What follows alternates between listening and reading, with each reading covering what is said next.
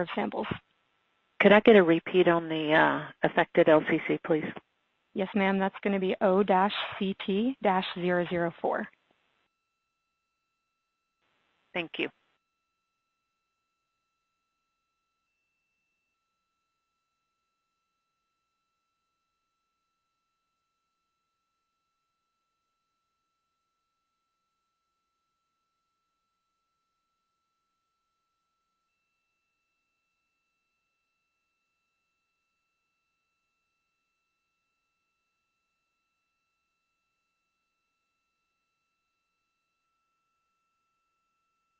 Yeah, us taking a look at the data right here, looks like that was a single sample.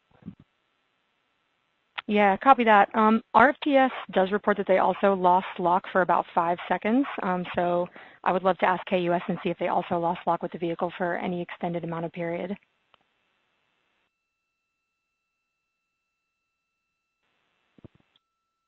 And COSE, while we're doing that, these are 1/10 hertz measurements, correct? So we would have had to lose it for over 10 seconds to get a second sample? Yes, sir, that's correct. It is 1/10 hertz. Yeah, so from our perspective, the allowance is effectively up to 30 seconds, up to 3 samples based on the 1/10 hertz. This is not an LCC violation, I believe. Yes, sir. I would agree with that at this point. Copy that. We're checking with KUS on 232. I don't think they have 212 access. We're trying to verify, but it sounds like they have a loss of lock as well. About 2 seconds. Okay. And I guess for both KUS and COSE, do we have lock now? That's affirmed. We do have lock for COSE.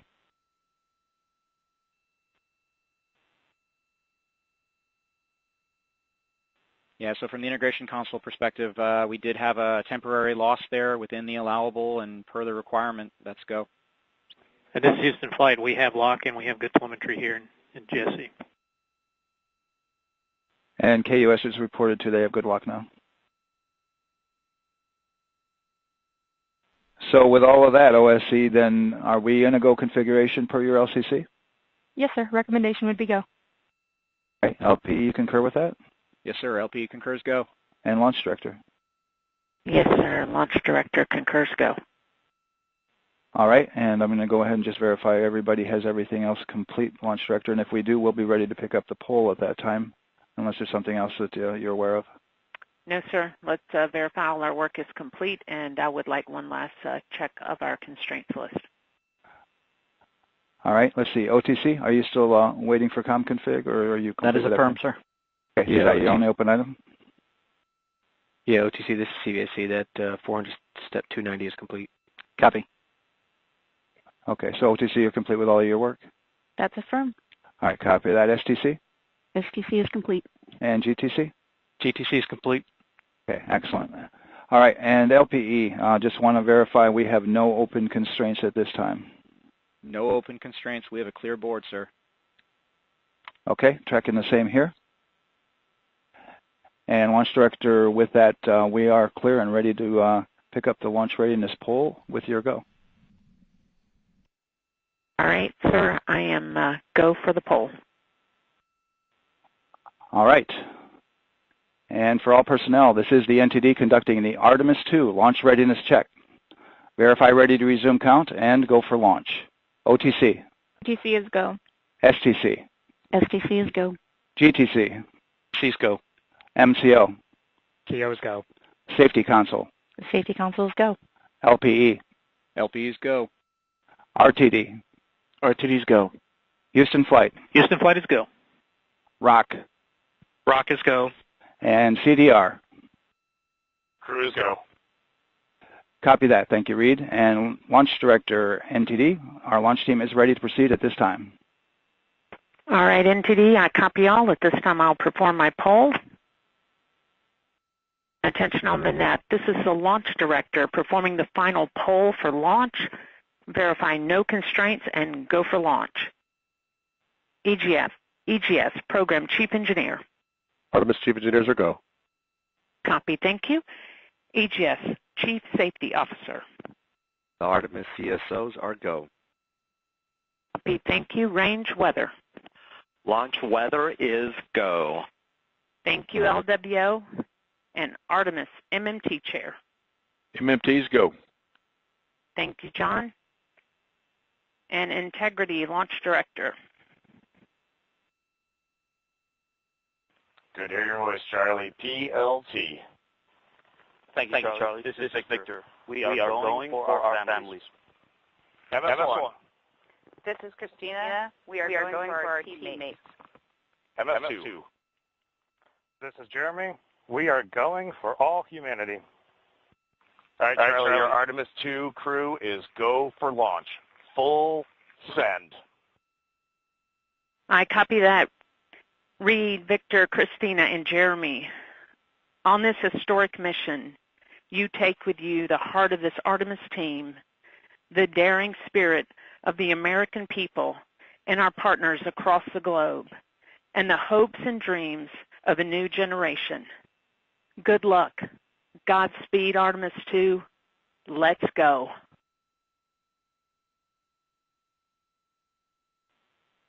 And NTD Launch Director. Go ahead, Launch Director. Yes, sir. You have a go to proceed with countdown. Copy that. I'll put it in work. CDR, NTD. Go. Your risers and initiate short purge per your EPROC 10.1.1, steps 8 and 9. 10.1.1, 8, and 9 going to work. Copy. CVSE, NTD. Start and verify recordings of our Orion cameras. Copy. Okay. Well, there you heard it. RSR, NTD. RSR. They're getting ready to start terminal count. arm rotation enable at this time, please. It's currently at T-minus 10 minutes. Once we wrap up this last bit of work, SNA arm rotation enable complete. we're going to start that clock. Copy that. Thank you. Integrity crew, close and lock visors.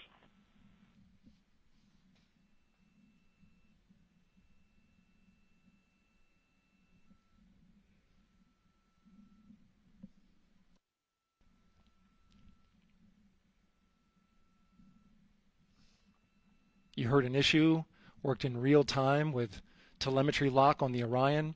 It was transitory. It was very short.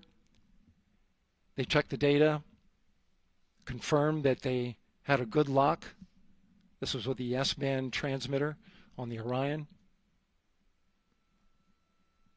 Worked through that issue, looked at the data, and cleared it. All with the world watching.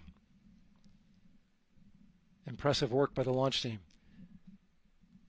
So we have a 2-hour window, which starts in just a few minutes at 6:24 p.m. Eastern Time and goes until 8:24 p.m. Eastern Time. And ECL NTD will be waiting for your verification on the short purge.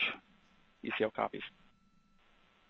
And for all personnel, once we get that short purge verification, we'll verify that we are clear to go, and then we'll proceed with the terminal count.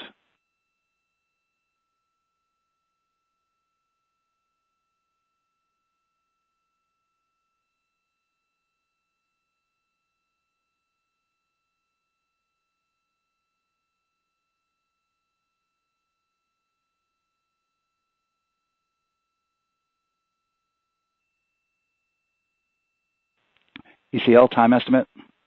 About a minute. Copy.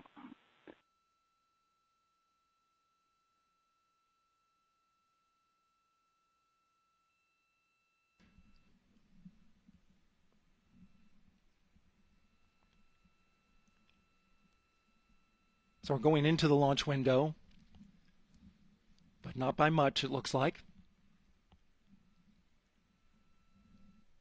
Just wrapping up some final work.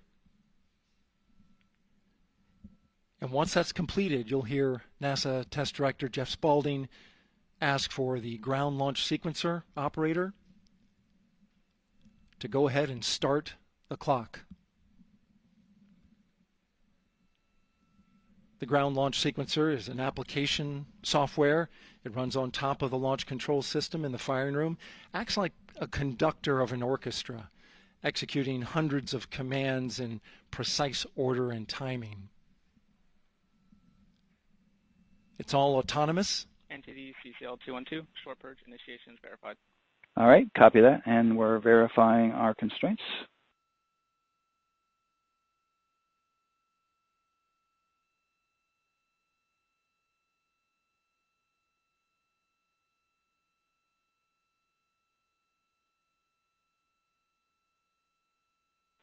All right, and we're clear from cutouts. And with that, we're going to resume the clock momentarily. And CGLS, you can resume the clock on your mark. GLS copies. 3, 2, 1, mark. GLS mainline has been initiated. T-minus 10 minutes and counting.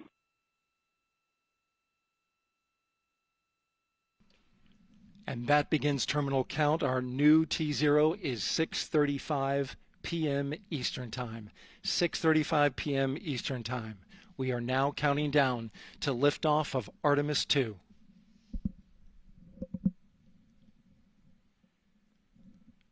From now on, you're going to hear two voices on the loops.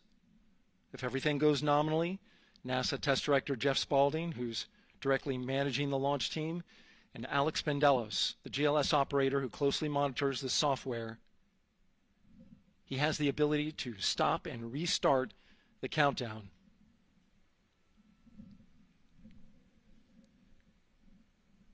A lot of people ask about whether there's a launch button. There certainly is not. Flight and Rock, our new T0 is 22:35:12. Houston flight copies. Rock copies. 22:35:12. Affirm. There you heard confirmation of the exact T0, 6:35 and 12 seconds p.m. Eastern Time. Again, our T0 is 6:35 and 12 seconds p.m. Eastern Time. But as I was saying, there's no launch button. This is autonomous. But there is a button that keeps you from launching, and that button allows the GLS operator to pause the countdown outside of terminal count and during terminal count and submit a hold to the next holding point. So the clock won't stop right away. If there's an issue, we'll go to the next stable holding point. This is how GLS configures the rocket and ground systems to a stable point where they can stop the countdown if that's needed. But right now, we are counting down. Our next big milestone, looking to retract the crew access arm. GLS is go for crew access arm retract. And there you see the crew access arm moving away.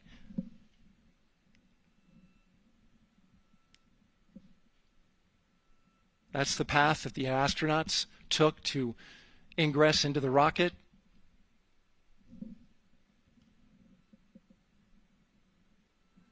Until this point, that was their way off the pad if they needed to evacuate. But now with that arm retracting, the backup transitions to a launch abort system, and they'll begin arming that shortly.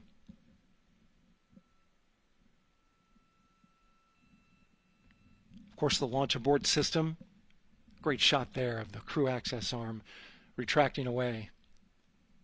The launch abort system is the tower at the top, and that's what would pull Orion and its crew off the top of the rocket in case of an emergency, whether it's on the ground or in flight. This is critical safety hardware that protects the lives of the astronauts.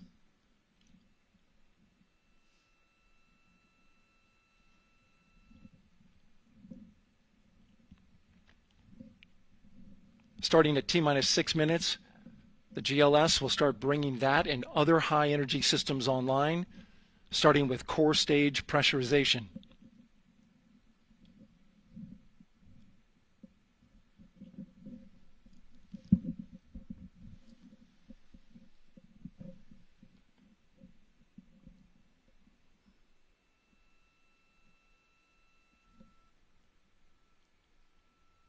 Weather is 90% go. The range is go. All systems are go.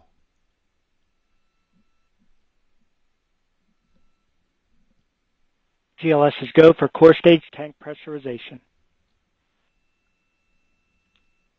That means the replenish valve for the liquid hydrogen tank has now closed, and that tank is beginning to pressurize to flight levels because that hydrogen is naturally boiling inside the tank.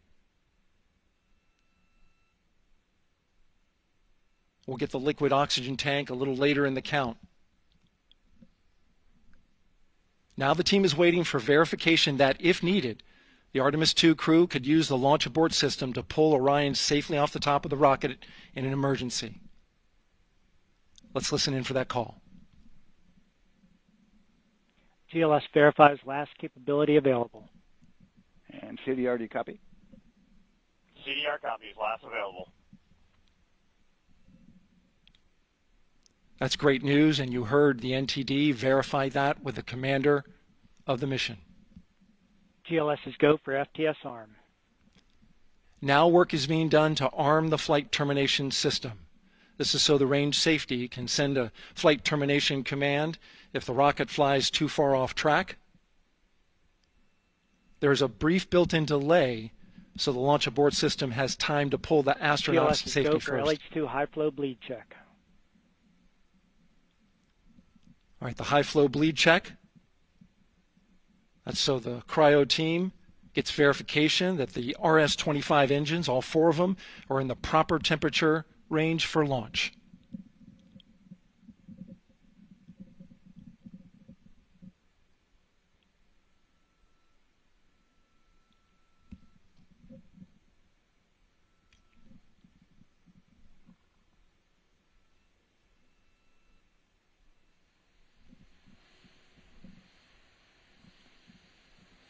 GLS is go for core stage APU start. Core stage APUs start. Those are auxiliary power units, high-speed turbines which provide pressure to hydraulic pumps that steer the RS-25 engines. We're going to see a gimbal test a little later at T-minus 2 minutes and 30 seconds. This is what allows that to happen.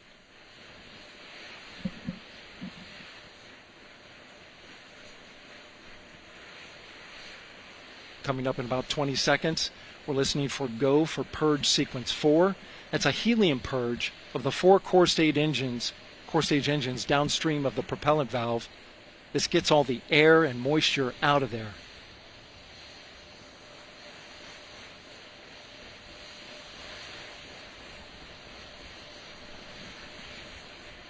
GLS is go for purge sequence 4. Moving through the milestones. All is looking good.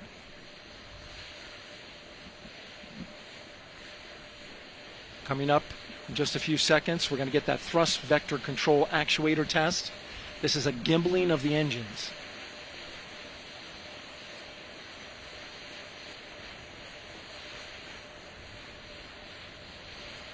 There are the 4 RS-25s, 3 of them shuttle heritage, 1 of them built from shuttle parts.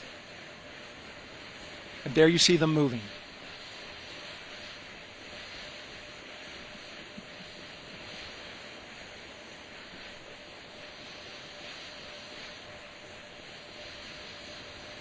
Now we're going to start moving the power from both the upper stage and the lower stage of the rocket to internal, taking ground power away and now going to battery power.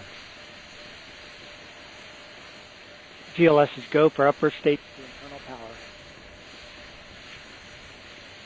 All right, power is removed from the rocket's upper stage, the ICPS, and it's been switched to battery. Same milestone for the lower core stage coming up at T-minus 1 minute and 30 seconds. Right now, the 4-person Artemis II crew is 248,000 miles away from the moon. And if all goes well, they will fly by it in 6 days. GLS is go for core stage to internal power. All right, there's the rocket's core stage, which houses 3 flight computers, is now on its own power.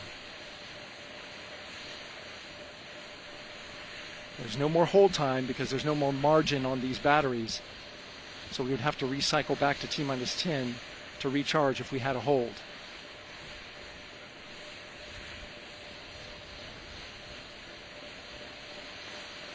One minute. Right now the rocket does not know what the T0 is, but coming up at T-minus 33 seconds, control shifts from the ground launch sequencer to the rocket's onboard autonomous launch sequencer, or ALS. The rocket will count itself down, but honor any holds that could come from the ground. Now, shortly after liftoff, Houston will take control of the rocket, and my colleague Gary Jordan will take over commentary. GLS, go for ALS. Great call out. The rocket is on its own. 4 brave explorers ready to ride the most powerful rocket NASA has ever launched. Sound suppression water is flowing. 15. And here we go. 10, 9, 8, 7. RS-25 engines lit. 4, 3, 2, 1. Booster ignition. And liftoff. The crew of Artemis II now bound for the moon. Humanity's next great voyage begins. Good roll pitch. Roger, roll pitch. Houston now controlling the flight of Integrity on the Artemis II mission around the moon. Integrity, AMT high. AMT high. On time passing 30 seconds into the flights. Integrity passes the alternate MECO. Target milestone. Mission Control Houston seeing good performance on the 4 main engines. Space Launch System core stage. Integrity, 3 miles in altitude. Traveling more than 1,200 miles per hour.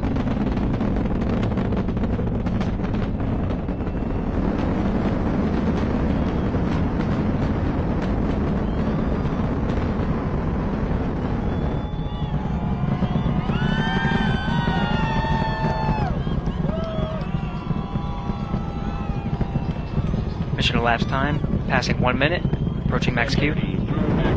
On, Ponce de Leon. Stan, we have you loud and clear on Ponce de Leon. Have you the same? Communication signal transfer confirmed as Integrity and its crew go supersonic. Approaching 90 seconds into the Artemis II mission. Integrity is 14 miles in altitude, 8 miles downrange, traveling more than 2,600 miles per hour.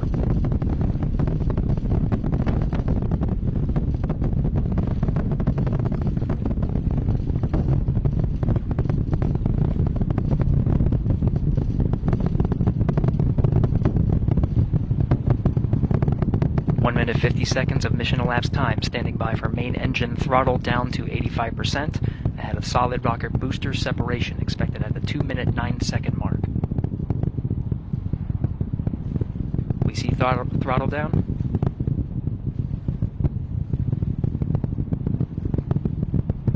Confirmed separation. Main engine's throttling up, guidance converged.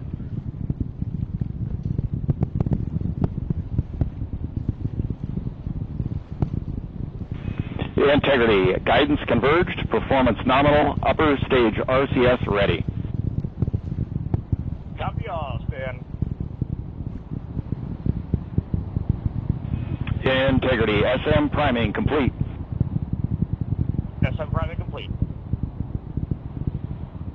2 minutes 45 seconds of mission elapsed time into the Artemis II mission. Thrusters on Integrity and upper stage confirmed in a ready state, ahead of service module fairing separation.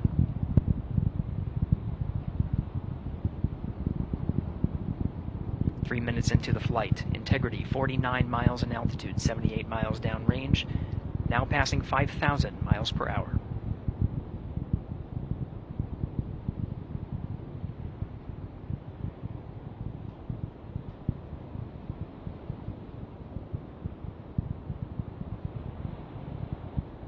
Standing by for launch abort system jettison. Houston Integrity, good last jettison, great view. Copy jettison, Team Eco 8+02. We see the same on board, Stan. And Houston has you loud and clear on Tigris at the Kármán line. Outstanding, Stan, we have you the same.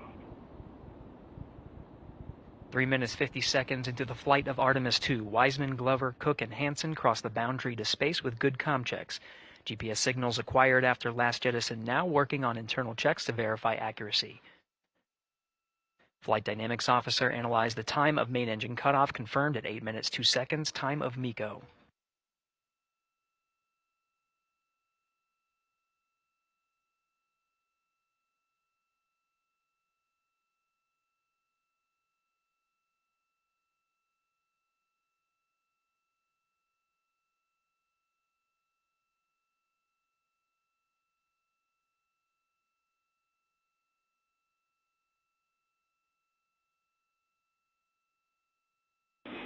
Integrity, GPS processing. Outstanding, Stan. We see the same, and we have a beautiful moonrise. We're headed right at it.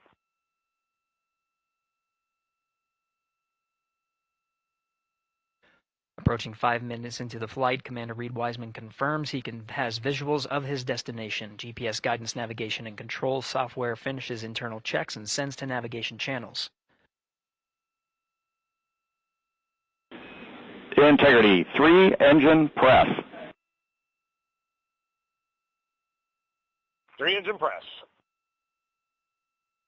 On time, now passing 5 minutes 20 seconds of mission elapsed time into the Artemis II mission. At this point, 3 good main engines are all that's needed to carry Integrity to a nominal main engine cutoff target. Though at this time, we're seeing 4 good engines here in Mission Control Houston. Integrity, 75 miles in altitude, 330 miles downrange, approaching 10,000 miles per hour.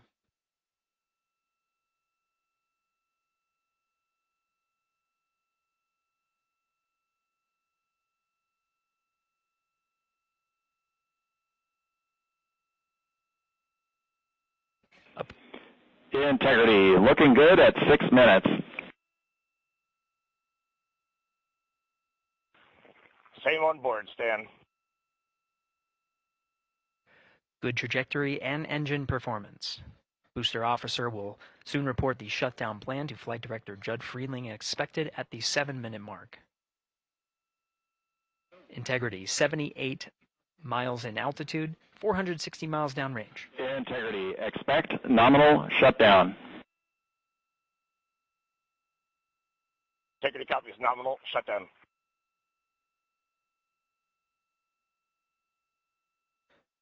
Six minutes 40 seconds of mission elapsed time. Shutdown plan is as expected. Again, the time of MECO was confirmed at 8 minutes 2 seconds into the flight.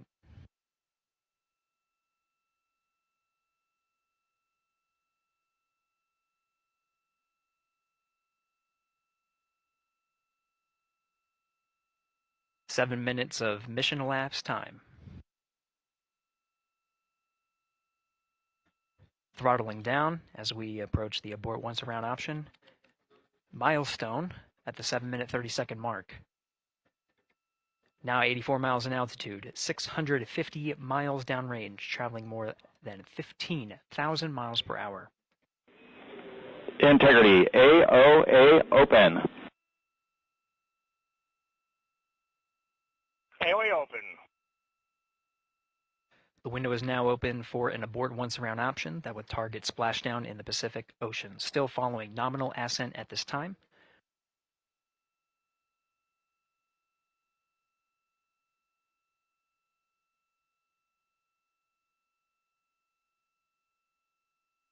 About 10 seconds remaining until the main engine cutoff of the Space Launch System core stage. Standing by for confirmation of MECO and core stage separation.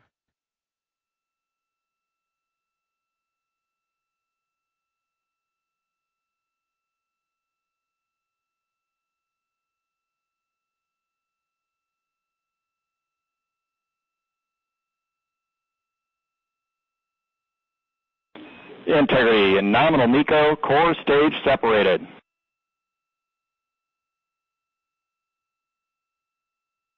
We see the same on board, Stan.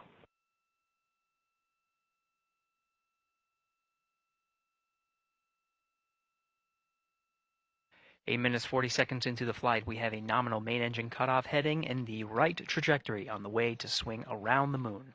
Core stage has separated, done its job. The Space Launch System upper stage, the interim cryogenic propulsion stage, or ICPS, still attached to the Orion spacecraft.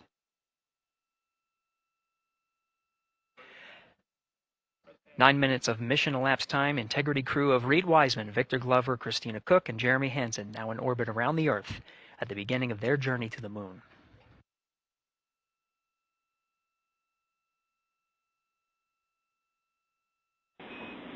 Integrity Houston, looking ahead to PRM numbers so far per the pad.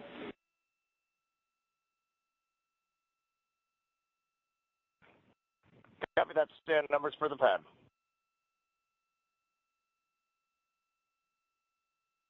Capcom Stan Loves Now reminding the crew that the perigee raise maneuver time of ignition is as expected prior to booster ignition. That time being 49 minutes, 50 seconds of mission elapsed time.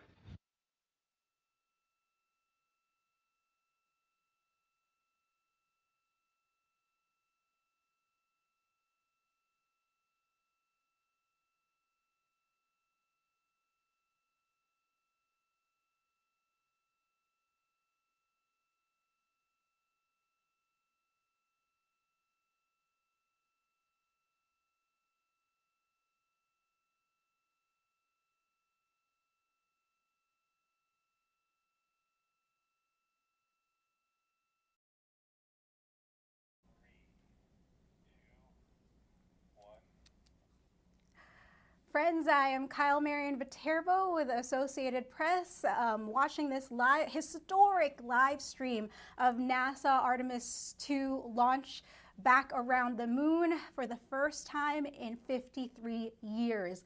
The Artemis II, oh my God, I am emotional. This was insane. I don't know how you guys are feeling back home watching this, but the Artemis II astronauts are now in space. Tears, chills, applauses, they have launched on April 1st. There's also, because they've launched today, the astronauts will get a chance to see a solar eclipse from the Orion capsule. They'll also potentially break the record from Apollo 13 of the farthest distance humans have traveled away from Earth.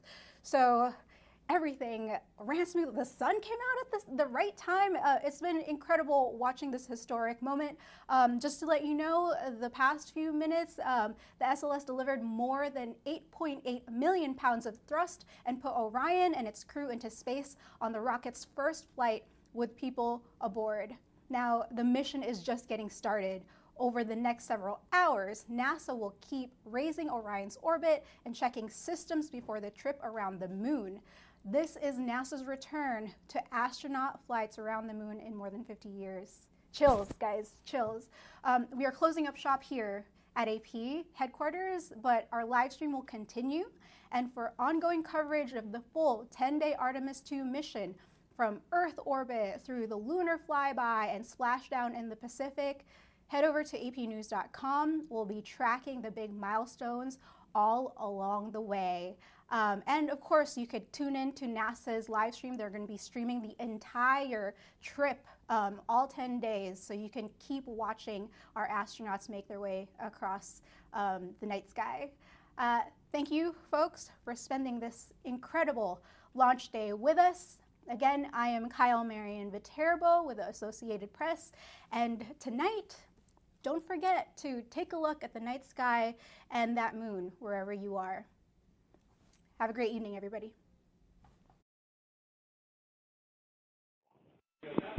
Copy C3 aux, and we're 2 minutes to maneuver.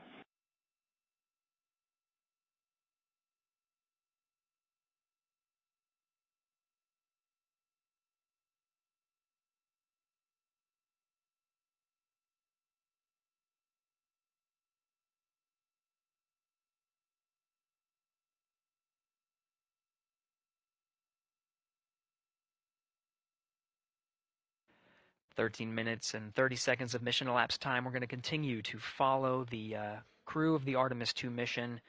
They are beginning their journey around the moon to verify the systems that will take us to its surface. An incredible ascent. Artemis II is underway. Reid Wiseman, Victor Glover, Christina Koch, and Jeremy Hansen begin their journey to the moon. Still milestones to come up as we await solar array deploy and the critical burns that will get Integrity into high Earth orbit around the Earth before engines are fired to get us around the moon. We'll keep tabs on Integrity and its crew from here in Mission Control Houston. But for now, we're going to send it back to you, Megan and Nicole at the Kennedy Space Center. Very jealous to hear how the launch experience was over on the Space Coast. Yeah, Gary, if people are just joining us, welcome back to the Space Coast, where we just saw Artemis II lift off 14 minutes ago. And wow, what an amazing launch, and an emotional one too, as soon as the rocket lifted off. Nicole, You had tears in your eyes. I had tears in my eyes, and we had all these people around us cheering. It was amazing. Yeah, the energy was wonderful. I mean, it was a beautiful launch. You know, we've got 4 friends and family members headed to the moon. It's pretty amazing. Yeah. How does that make you feel as someone who, you know, is an astronaut as well, but also, as you said, friends? Yeah, so proud of them. You know, man, we don't have the words in the English language to describe this kind of an event, and pride, love, so many emotions. You know, they are truly breaking some barriers, and hopefully, you know, as Gary just said, they've got a long day ahead of them, so wishing them well on everything, but so far, what a beautiful launch to watch. Yeah, to be returning to the lunar orbit in more than 50 years.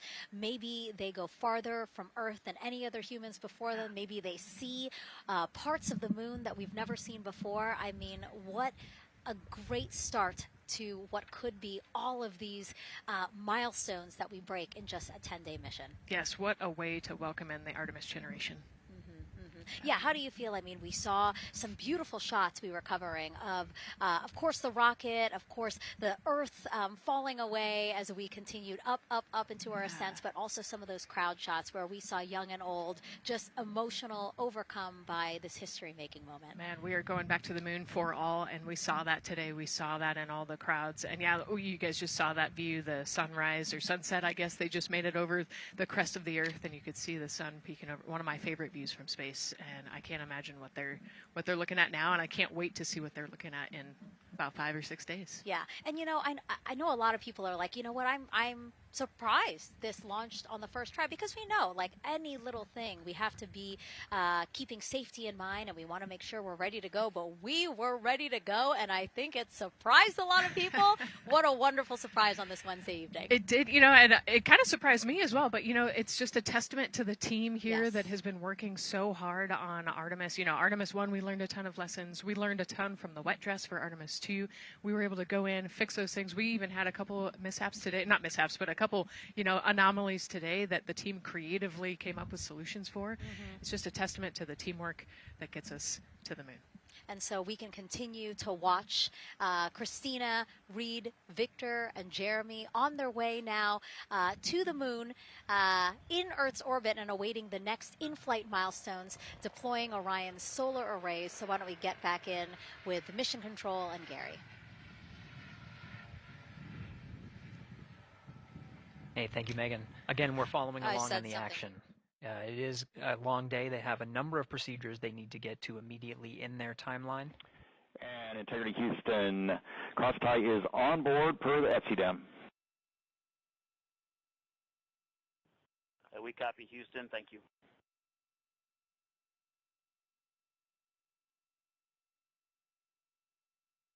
Cross tie referring to flight controllers here initiating a connection between some of the batteries aboard the Orion spacecraft, allowing for an even distribution of power. This is the flight control teams that took us through ascent of the Artemis II mission today. Right now we're, as you see, passing 18 minutes of mission elapsed time. The Orion spacecraft integrity and the interim cryogenic propulsion system are maneuvering tail to sun. It is in this orientation, this attitude. Integrity any words on that momentary prop caution?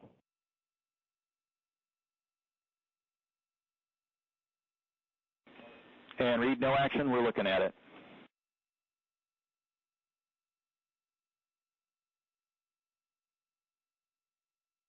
Commander Reid Wiseman verifying what is being routed to his displays aboard integrity. Propulsion engineer confirming that no action is needed at this time. They're pressing through with their nominal procedures to prepare for the perigee raise maneuver. And of course the solar array wing deploy ahead of that. The solar wing deploy is a critical milestone. We'll continue to have our coverage follow the mission until that deployment. Successful launch is just the beginning. The deployment of the solar arrays and successful confirmation that those solar array wings are drawing power is a significant milestone and says to the flight control teams that we will continue on today's mission. Power needs to be drawn to continue through some of the next milestones. Until then, the AOA open option that was called up upon ascent, the abort once around, is the current option, and abort to orbit option ATO will be switched to a preferred mode at the time that the solar array wings are deployed and latched. It gives the flight control teams a little bit more flexibility. Integrity Houston, update on TDRS handover for your pad.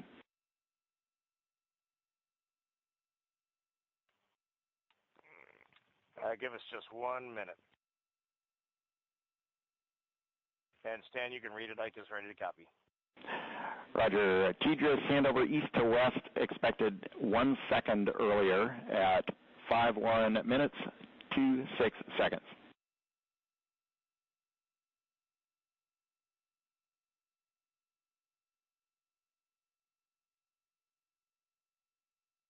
Hi, Stan. We copy 1 second earlier for 5126 TDRS east to west, and saws are starting to deploy. Thermal knives are firing.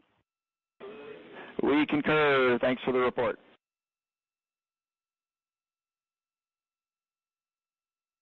Read back of the reports that you just heard on the Orion to Earth network. Integrity has maneuvered tail to sun. The RL-10 nozzle on the end of the ICPS is pointed towards the sun, and the solar array deployment sequence has begun. With the deployment confirmed, it'll be several minutes until they are what is called in a latched position. Once they are latched and confirmed to be drawing power, they can switch the mode to ATO and continue along the mission. The teacher's handover at the pad, that message meant the crew was provided some preliminary numbers of when to expect handovers between the tracking and data relay satellites. Currently orbiting Earth at an altitude of 545 statute miles above the Earth, they are in a near-Earth network communication system. The tracking and data relay satellites, geosynchronous satellites that are stationed about 23,000 miles above the Earth. After the apogee rays burn, that occurs later today, the burn itself will put them in an altitude that surpasses the range of the tracking and data relay satellites, and they will transition to the deep space network today. And Integrity, for prop messages, we see 2 temperature measurements right near the line. It's that momentary message you saw earlier. We're going to suppress those. It's CM helium heater 2 T1 and heater 1 T1. They're going suppressed. Integrity, thank you. We see the same.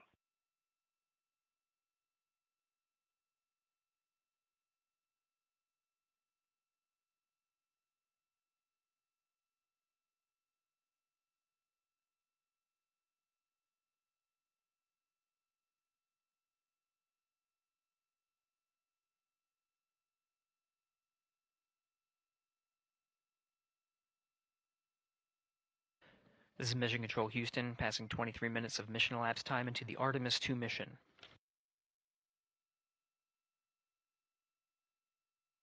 This is after a launch that began at 5:35 and 12 seconds Central Time, 6:35 and 12 seconds p.m. Eastern Time.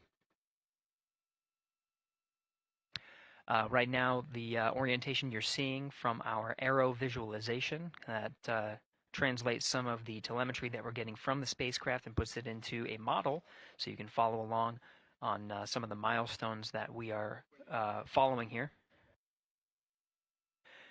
The RL-10 nozzle that you see at the left end of your screen, though it is currently not firing, that nozzle is pointed towards the sun, and the solar arrays are currently deploying. From this visualization, they look fully stowed in a position. Integrity, we are happy to report that Jeremy has the O2 sensors on. Copy O2 sensors.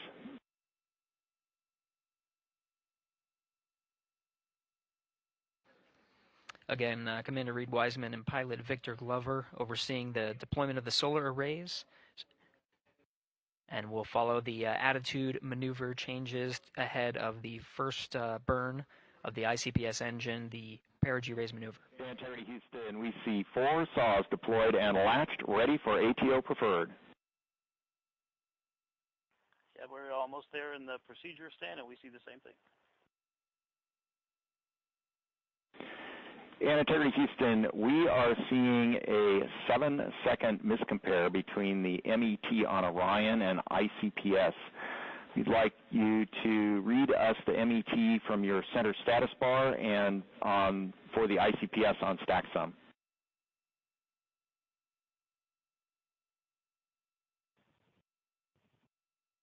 And Stan, we see a absolutely precise alignment. MET 25, 14, 15, 16, precisely aligned with ICPS MET.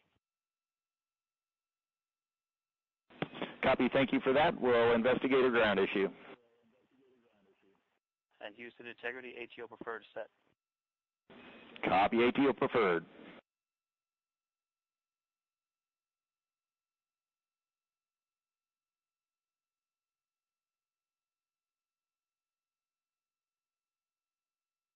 This is Mission Control Houston, 25 minutes, 45 seconds into the flight of Artemis II. We have confirmation that all 4 solar array wings are deployed and latched. This is the configuration needed to switch to ATO preferred, which you did hear confirmed from pilot Victor Glover. That mode has been switched.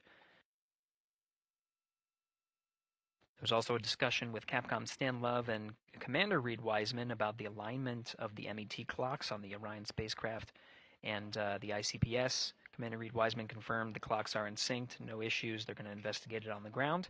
We're proceeding with today's mission. 26 minutes of mission elapsed time and counting.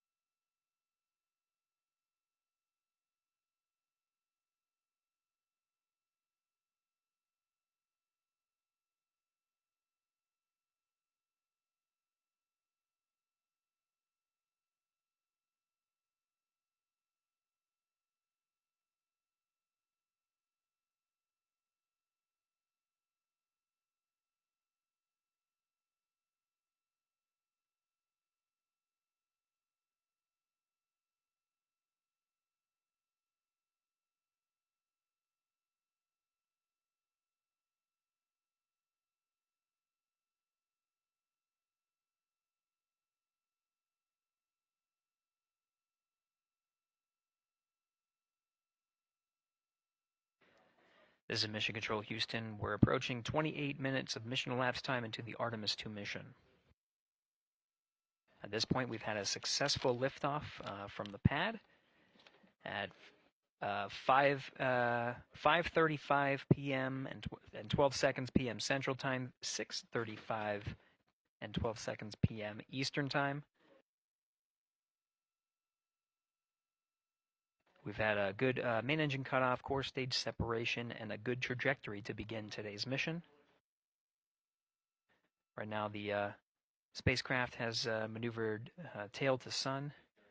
We're standing by for another maneuver to maneuver into the burn attitude.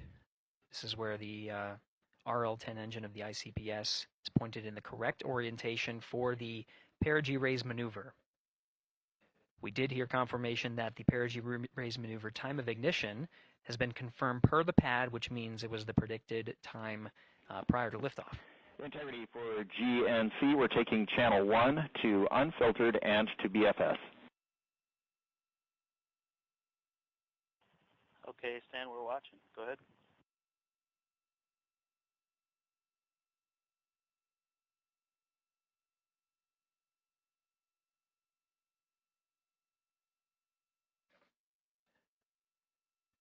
Capcom Stan Love, Reading up to the crew of Integrity. They will switch the navigation source from channel 1, standing by for confirmation that that switch has occurred. Pilot Victor Glover will receive confirmation when, and is at least watching to confirm that that switch has occurred. Again, the perigee raise maneuver that we're heading towards, not too long from now, we're actually inside 20 minutes at this time from the time of ignition of the perigee raise maneuver. We did have a successful deployment and launched of all 4 solar array wings. This is the configuration needed to commit to the perigee raise maneuver. Of course, flight controllers here in Mission Control Houston will continue to evaluate that everything is good before committing to that burn. The perigee raise maneuver does raise the perigee, the lowest point in the orbit, from 15 to 100 nautical miles. The 100 nautical mile mark is needed to continue in low Earth orbit and hit the target for the apogee raise burn. That will put them in a high Earth orbit for the remainder of the day and set them up for the right position to execute the translunar injection and head to the moon tomorrow. The burn duration of the perigee raise maneuver is 26 seconds. It's a relatively short burn, but it does raise the perigee and do the job to get into the correct position before firing that main engine on the ICPS. The pad had a TDRS handover. This is the tracking and data relay satellites. East to west, they are geosynchronous satellites that are positioned around the globe. And as Orion makes its way around the Earth right now, above the west coast of Africa, at an altitude of about 923 statute miles, and counting.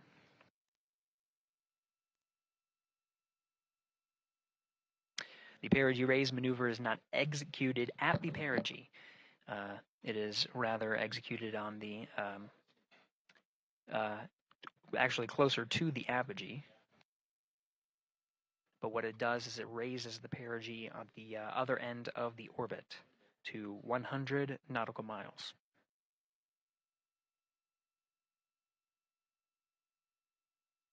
The 26-second duration burn does not conflict with the time that they've reported of the tracking and data relay satellite handover from TDRS east to west.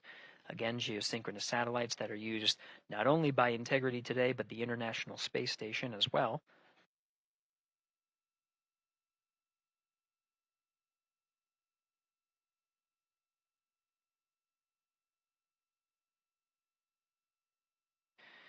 That time of handover is 51 minutes, 26 seconds. Plenty of margin before the perigee raise maneuver cutoff happens, and the trajectory is analyzed to see whether it was a good burn. A good burn means that the burn was performed as expected and sets the trajectory on course for that 100 nautical mile perigee target mark.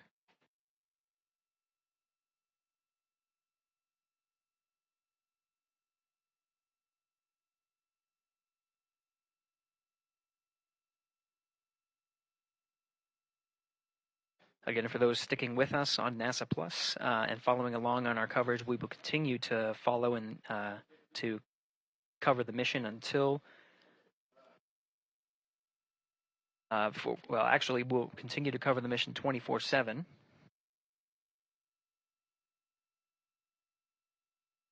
But we'll wrap up our coverage here shortly. And now that solar array wing deployment has occurred on NASA Plus and Amazon Prime. Again, we will continue coverage 24/7 at the NASA YouTube channel. For those that want to see all of the upcoming milestones, there are select times where we will be coming back to NASA Plus and other streaming platforms. You can go to nasa.gov to find the latest on when to find those activities. Given that this is an operational mission, we do want to make sure that we are maintaining transparency in the mission and providing you all the information on what's happening in space as Reid Wiseman, Victor Glover, Christina Koch, and Jeremy Hansen head on their mission around the moon.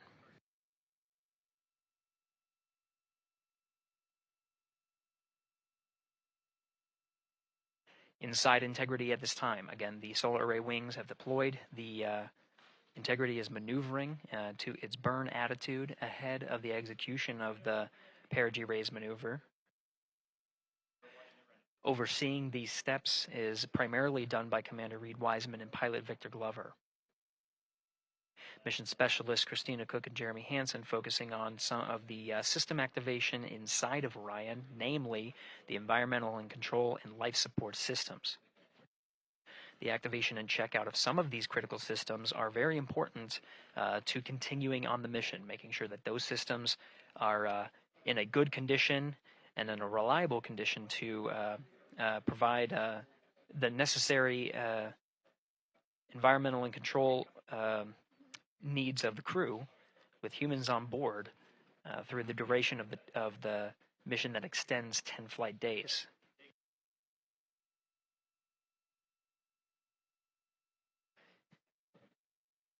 Standing by for an update to the perigee raise maneuver time of ignition. Should be read up to the crew very shortly. Integrity Houston, updated PRM numbers when you're ready to copy. All right, Houston, we are ready to copy. TIG is 2 seconds earlier at 4 minutes, 48 seconds. TIGO unchanged at 26 seconds. 49, 48, TIGO 26.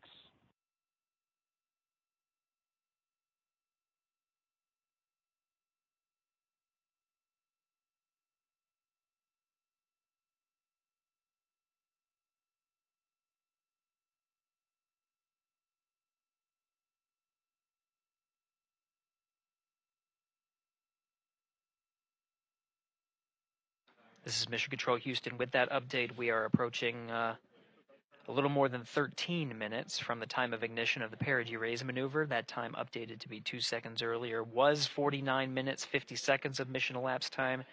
We'll now move to 49 minutes, 48 seconds. The duration of the burn, that's what was referred to as the TGO, will still remain at 26 seconds. Relatively short duration burn, again, just raises the perigee of the orbit today.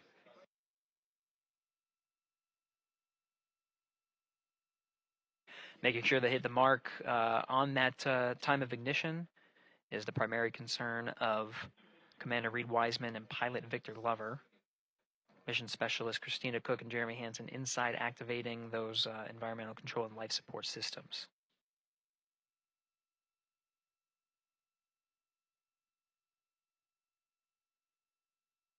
At this time, all 4 crew members are wearing the launch and entry suits. Integrity Houston, for Optimus on the PCD, we have time update instructions when you're ready.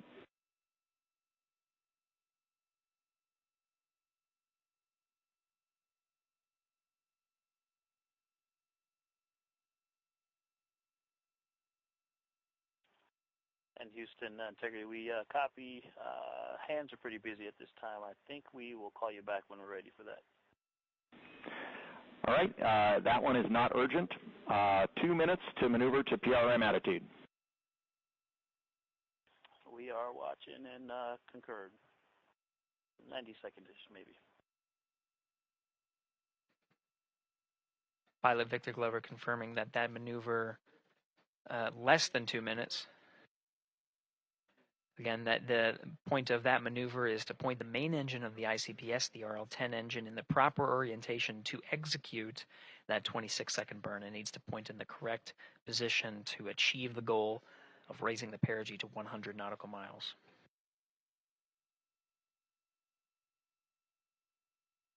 You heard some of the environmental control system activations over Orion to Earth. Jeremy Hansen activated the O2 sensors. They'll be measuring the cabin of Orion.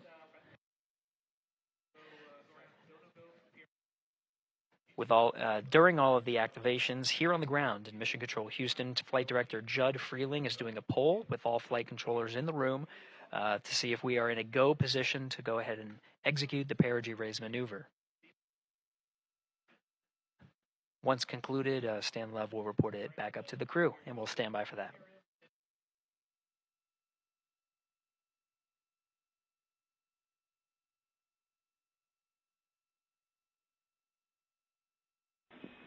Integrity Houston, MCC polls go for PRM pending attitude and saws.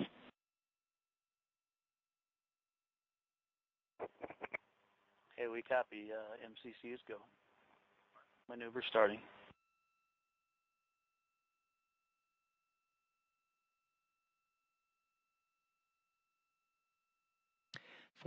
Minutes of mission elapsed time. The maneuver to the burn attitude has begun. The maneuver also is paired with reorientation of the solar array wings that have been deployed. They will have various positions throughout the duration of the flight. Of course, solar array is meant to maximize the draw of power from the sun. So when deployed, we're in a biased solar array wing configuration that was called solar normal. This allows for the greatest surface area of the solar array wings to be drawing power and powering up those batteries of integrity, of which a cross-tie was enabled between the four batteries, the four battery buses that are inside of Orion. However, for the perigee raise maneuver, the solar array wings will be put into a position to take on the loads imparted by the ICPS main engine when they execute the 26-second burn. You can see in the animation here, the solar array wings are in motion, and the attitude is being reconfigured to point the engine in the correct direction, those solar array wings being pointed forward.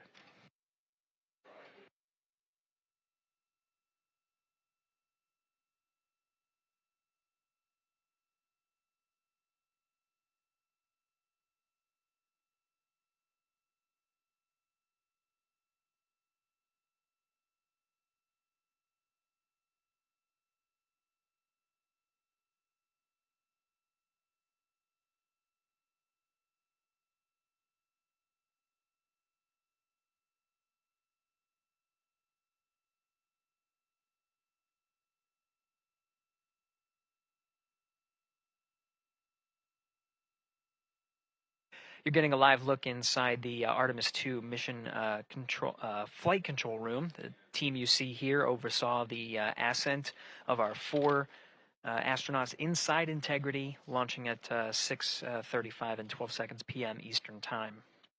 Now again, this room will be occupied 24 hours a day, 7 days a week, with flight controllers shifting on 3 shifts to oversee 24/7 operations of Artemis II while in flight. We will cover that live on the NASA YouTube channel, and we'll be covering that around the clock as we begin to wrap up our coverage here on NASA Plus. Before I do want to send it over to our colleagues at the Kennedy Space Center. And to my colleagues, it was a pleasure to join the teams at the Kennedy Space Center and be a part of such a historic launch. Here in Houston, again, we're turning our attention to the mission. And for now, we'll say farewell and thank you to our colleagues there for today's launch coverage. We'll see you again soon for Splashdown. This is Mission Control Houston, sending it back over to Megan and Nicole at the host desk. Thank you, Gary. And yes, it was such a pleasure to be a part of this historic mission that started right here at Kennedy Space Center. It was such an amazing sight to be a part of. And now, as Reid Wiseman, Victor Glover, Christina Koch, and Jeremy Hansen begin their journey, we here at the Kennedy Space Center are about to wrap our broadcast. We'll, of course, though, have 24/7 coverage with our colleagues at Johnson Space Center starting as soon as we sign off, so don't worry. You can follow along our 4 astronauts every minute of their nearly 10-day journey to the moon and back. Nicole, I'll definitely be watching it, and I'm sure you will, too. Yes, of course. You know, they just started, right?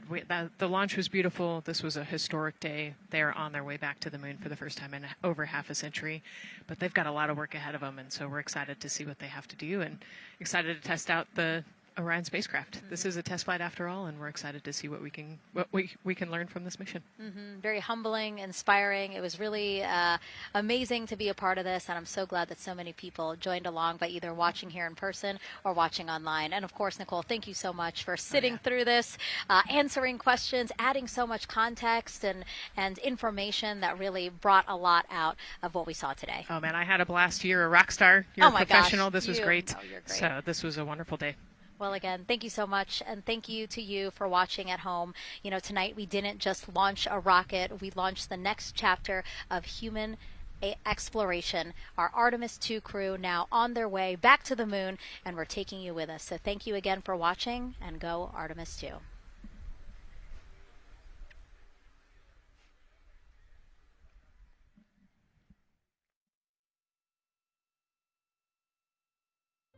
All 4 astronauts, and it appears all of them are undergoing their suit leak checks. Yes, a pre-flight tradition that we have seen with our crewed flights, the card game. The astronauts who have just left crew suit up and are now walking down a hallway. And here they are, NASA's Artemis II crew, taking their first steps outside for their historic test flight.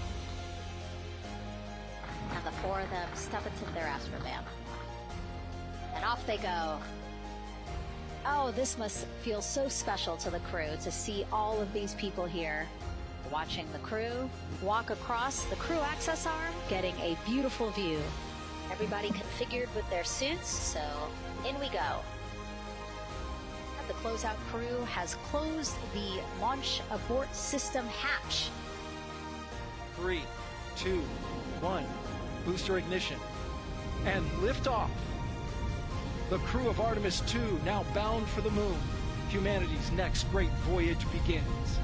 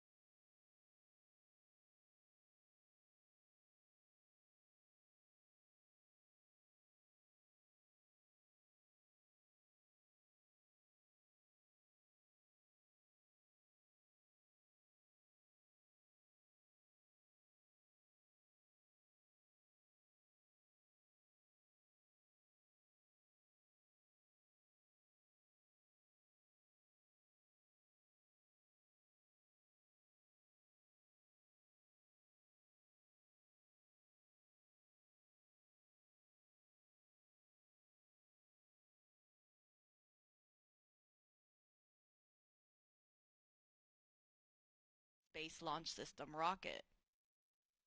That's a view of the rocket right there at Launch Pad 39B, where it will lift off for the agency's Artemis II mission.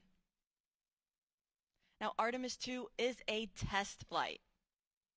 We will be sending our astronauts, Commander Reid Wiseman, pilot Victor Glover, and mission specialists Christina Koch and Jeremy Hansen on a 10-day mission around the moon and back.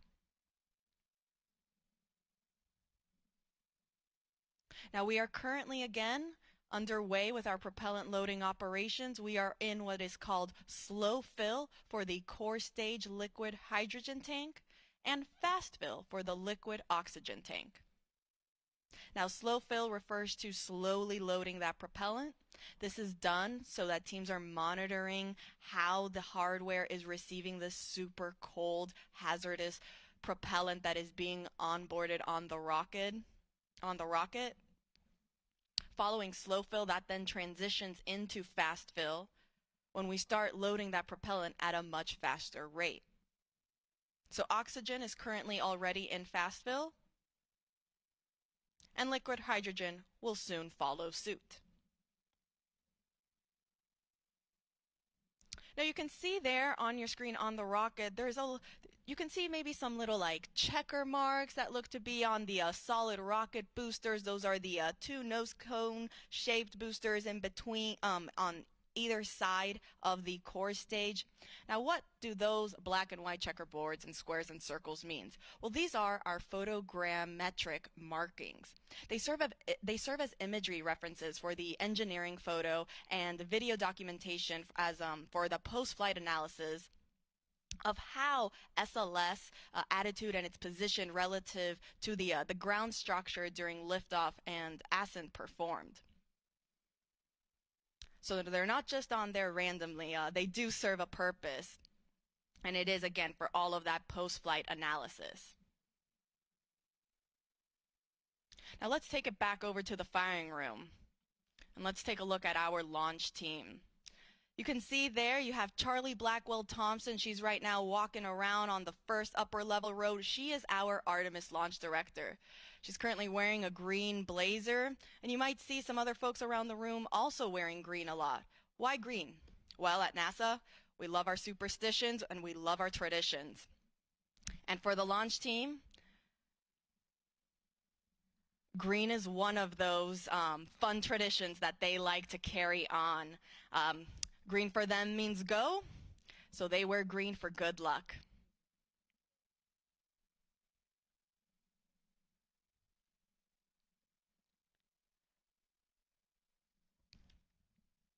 Now, the launch team, they communicate with each other via these communication channels to update how we are in the countdown. I'll be monitoring those loops, and I'll report out as each call out is made. The team actually just reported that we have now transitioned from slow fill to fast fill on the core stage liquid hydrogen tank. This means we are now in fast fill for both liquid hydrogen and liquid oxygen.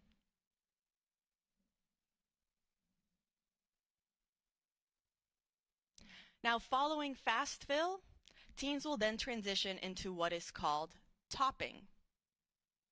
Topping just refers to finishing up the last little bit that is needed to get to 100% level on both tanks.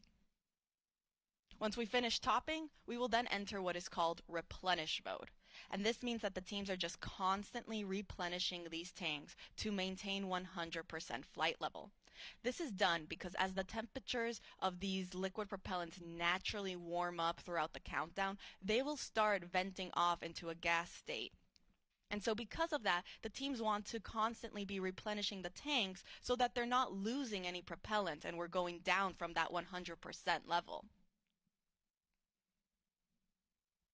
So again, we are now in fast fill for both core stage liquid hydrogen and liquid oxygen.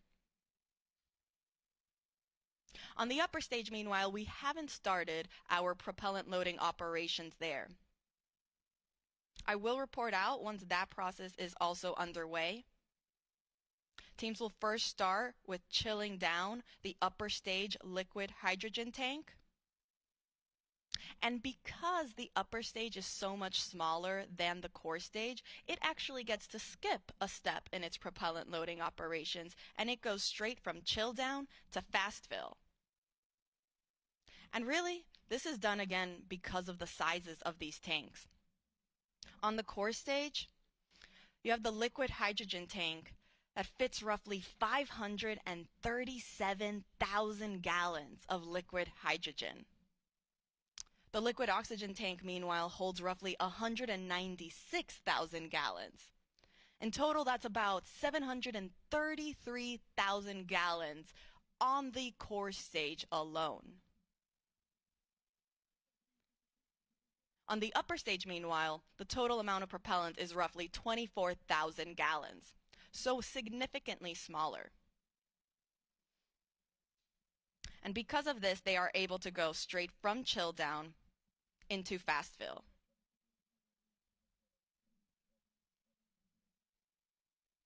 Now again, we have not started our propellant loading operations on the upper stage, also known as the interim cryogenic propulsion stage.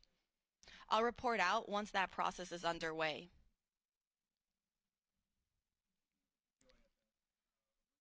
But to quickly recap, we are in fast fill for the core stage liquid hydrogen and liquid oxygen.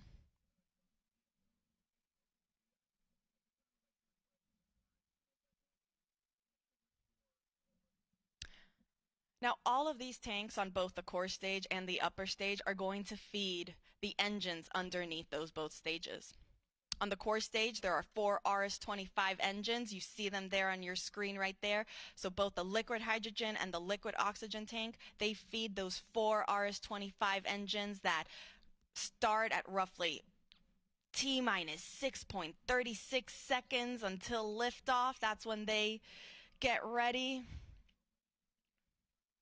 And then on the upper stage, the liquid oxygen and liquid hydrogen tank feed that 1 RL-10 engine.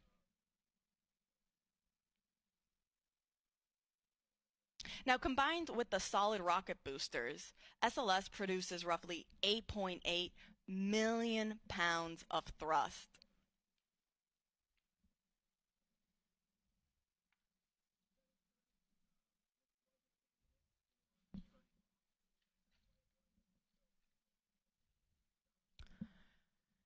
In total, it is 322 feet tall, taller than the Statue of Liberty.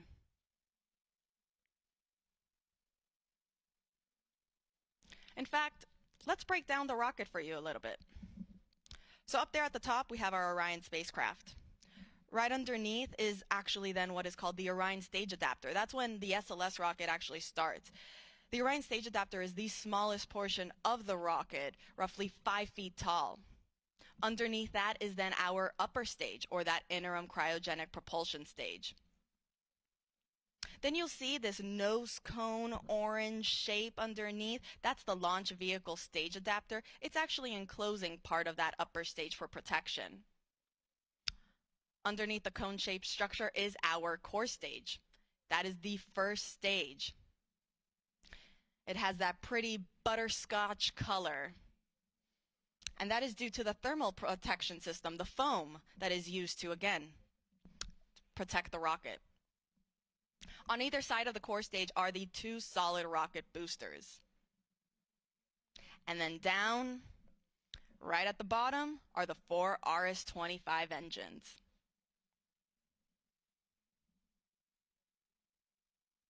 All right, so we are in fast fill again for core stage liquid hydrogen and liquid oxygen.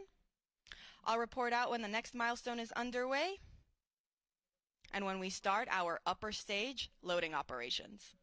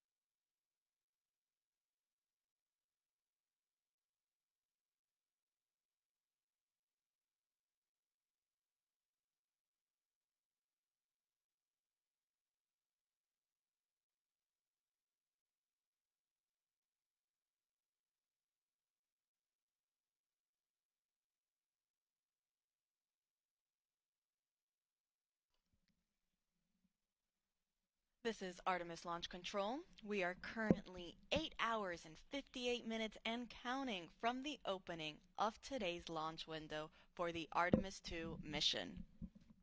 That launch window opens at 6:24 p.m. Eastern Time later today. Teams do have a 2-hour launch window in which they can try to launch, so if we don't launch right at 6:24 p.m., that is okay.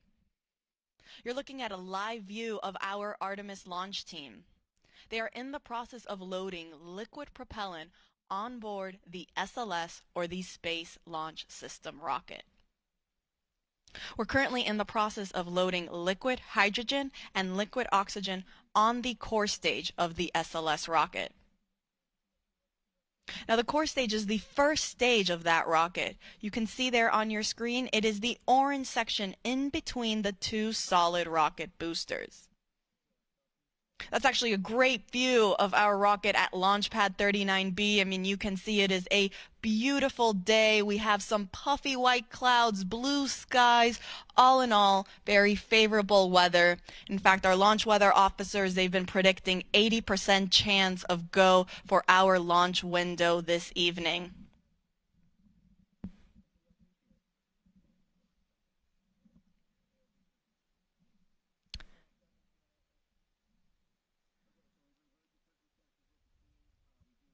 Now, there at the bottom of the rocket are our 4 RS-25 engines. Each engines are roughly the size of a compact car. The solid rocket boosters, those are the 2 white rocket boosters and on either side of the core stage. Each booster is taller than the Statue of Liberty, and they also hold the entire weight of the rocket.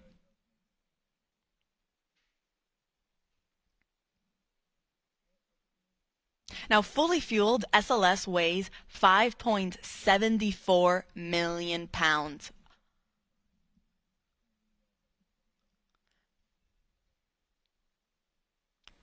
And again, you can see on your screen, you might see some gas that's being vented off underneath the rocket and the mobile launcher. The mobile launcher is that gray shape structure that is connected to the rocket. It's essentially what is providing all of the power, the propellant, the coolants, everything, all the access points to keep the rocket and the spacecraft alive and functioning and running until it is ready for launch. Now, that gas that you're seeing being vented off, it doesn't mean we're getting ready to lift off anytime soon. It's just that natural boil off that is coming from the propellant that is being fed to the rocket as it naturally warms up over time.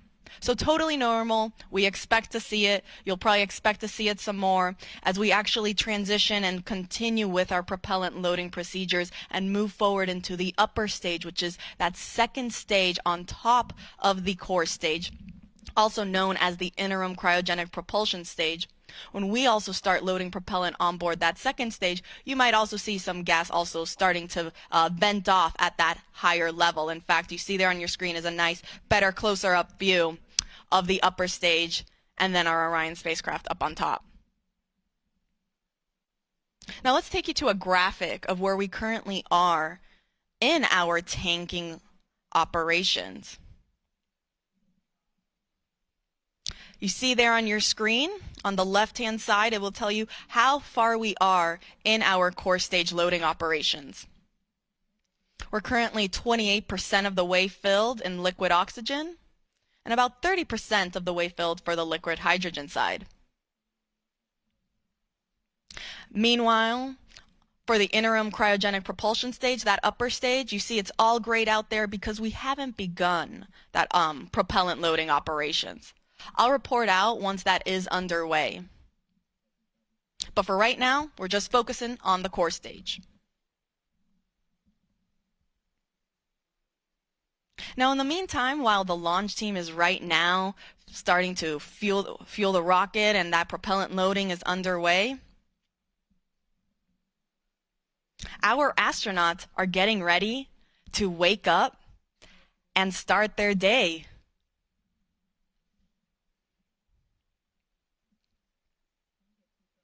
As a reminder, we will be sending 4 astronauts around the moon and back. Commander Reid Wiseman, Pilot Victor Glover, and mission specialists Christina Koch and Jeremy Hansen will go on a 10-day mission around the moon. Artemis II is a test flight where we are going to test the life support systems with our flight crew on board. This is NASA's first crewed Artemis mission, and it will pave the way for our future Artemis missions for when we land humans back on the lunar surface.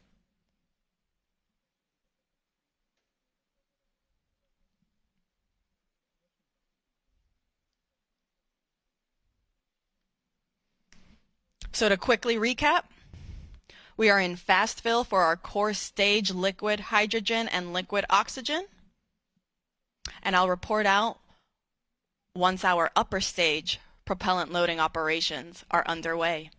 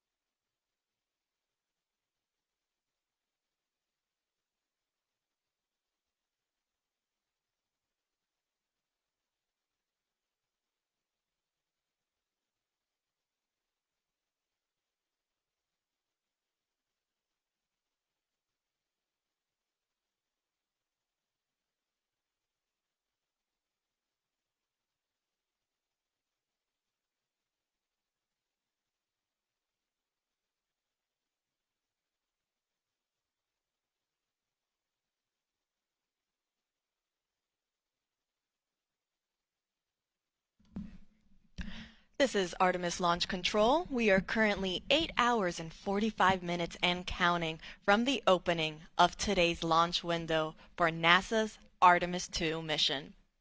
Now that launch window opens at 6:24 p.m. Eastern Time, and teams do have a 2-hour launch window, which means that they can try launching within those 2 hours if they are unable to hit it right at the start at 6:24. Now the Artemis launch team is currently loading super cold or cryogenic liquid propellant onto the SLS or Space Launch System rocket. We're currently in our fast fill operations for the core stage liquid hydrogen and liquid oxygen tanks, and the teams just reported that they are also now starting their chill down operations for the liquid hydrogen tank on the upper stage, or that second stage of the SLS rocket. You can see a great view of it there on your screen. It sits right up on top of where you have the nose cone shape structure. That's orange. Up on top there is a portion of that upper stage, also known as the interim cryogenic propulsion stage.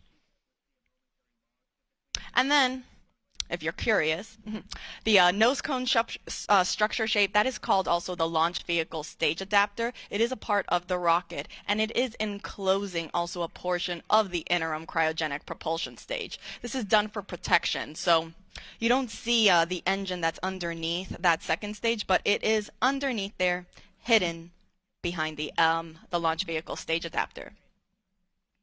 So again, we are now starting our chill down for the liquid hydrogen on our upper stage. Following that, we will then transition into fast fill for liquid hydrogen on the upper stage. Meanwhile, on the core stage, that is the first stage of the rocket, fast fill is already underway. There's a great profile shot. So right underneath that nose cone shape is then that cylinder orange structure. That is the core stage. It is one of the tallest first stages of a rocket that NASA has ever used for any mission. It's roughly 212 feet tall. In fact, in total, the SLS rocket and Orion spacecraft sit at roughly 322 feet tall.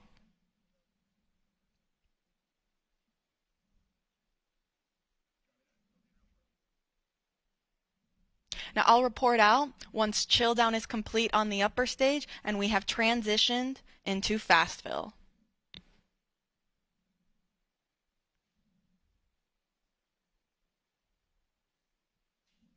As a quick recap, Artemis II is scheduled to launch no earlier than 6:24 p.m. Eastern Time this evening. Teams do have a 2-hour launch window. And this mission will be sending 4 astronauts around the moon and back. We'll be sending NASA astronauts Reid Wiseman, Victor Glover, Christina Koch, and Canadian Space Agency astronaut Jeremy Hansen on a 10-day mission. They actually just got the go not too long ago to actually start waking up and officially start their launch day. Now that's a great view of our SLS rocket at Launch Pad 39B. Oh, we just switched it, but as you saw there, it's a gorgeous day here on the Space Coast. We have some beautiful blue skies, some puffy white clouds. Our launch weather officers are predicting 80% chance of favorable conditions throughout our 2-hour launch window. Now, of course, if there are any changes or updates, we will make sure to provide those to you. In fact, NASA will be providing 24/7 live coverage of this entire mission, starting with our propellant loading operations, which is currently happening, and will continue all the way through our splashdown procedures.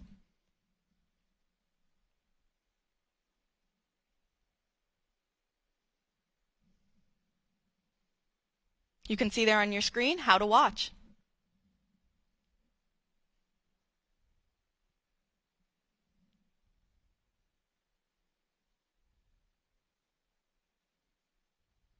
Now, lasting approximately 10 days, Artemis II will send 4 astronauts to test the Orion spacecraft in a high Earth orbit before becoming the first astronaut to fly around the moon since the Apollo 17 crew in 1972.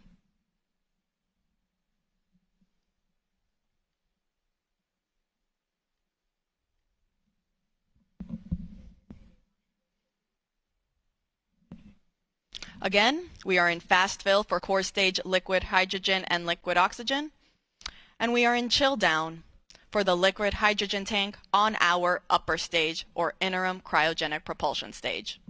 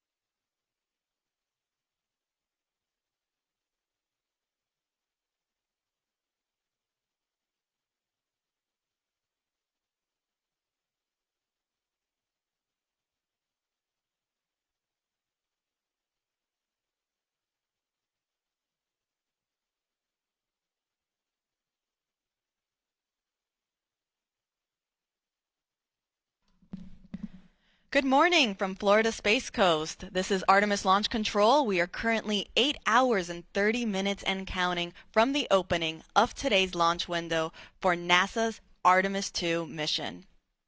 I'm Antonia Jaramillo in NASA Communications, and if you're just joining us, the Space Launch System, or SLS rocket, is in the process of cryogenic propellant loading. That means the launch team that is currently in Firing Room 1 that you see on your screen there are loading the cryogenic or super cold liquid hydrogen and liquid oxygen on the SLS rocket, fueling it for flight. Now, the team just reported that we have now started our fast fill operations on the liquid hydrogen tank on our upper stage of the SLS rocket. That is also called the interim cryogenic propulsion stage. It is the second stage of our SLS rocket. You have a great view of it there on your screen. Up at the top, if you see, you have the Orion spacecraft. Underneath there will be then actually the smallest section of the SLS rocket known as the Orion stage adapter. And then shortly underneath that is our interim cryogenic propulsion stage. Now, teams are now starting the fast fill operations for liquid hydrogen. Now, fast fill, as the name suggests, means that teams are just loading this propellant at a faster rate. Now, following the liquid hydrogen operations on the upper stage, teams will then also work on their propellant loading operations for the liquid oxygen tank that is also in there. In total, the SLS rocket has 4 tanks, 2 liquid hydrogen and 2 liquid oxygen, 1 of each on each stage. So you have there our upper stage, or the interim cryogenic propulsion stage, and then underneath sits the core stage. That is the first stage and the main stage of the SLS rocket. It is the orange segment that you see there on your screen in between the 2 solid rocket boosters. We are also in our fast fill operations for both liquid hydrogen and liquid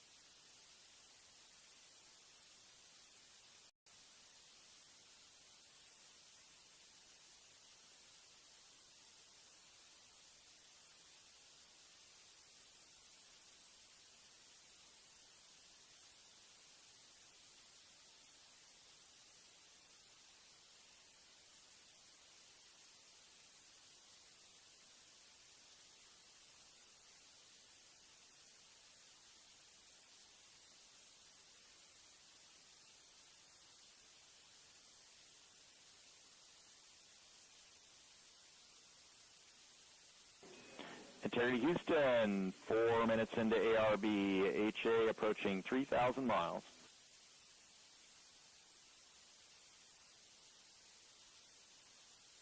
We see the same on board, Stan. The vehicle is very, very quiet. Feels good. Outstanding.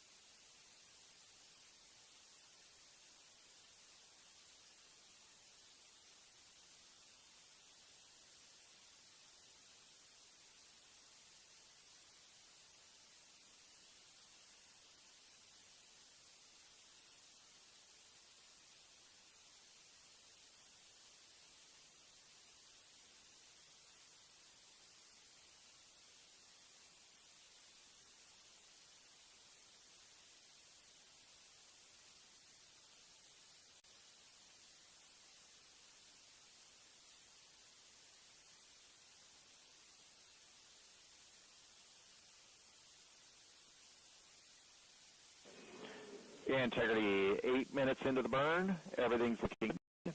HA approaching 5,000 miles.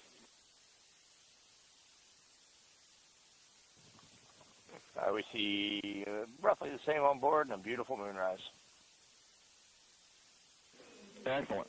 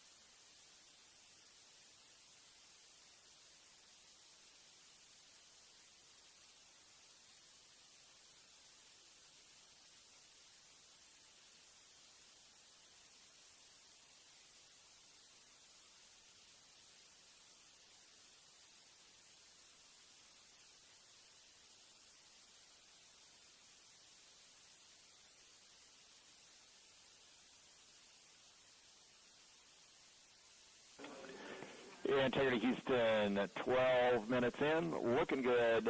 HA passing 10,000 miles. We see the same on board, Stan. We're doing well.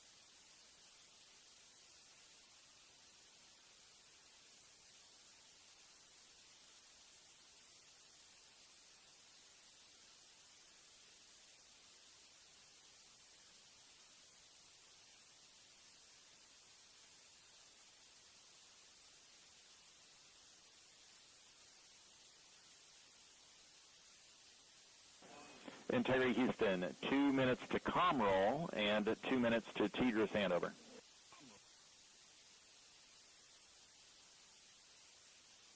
We copy all, Stan.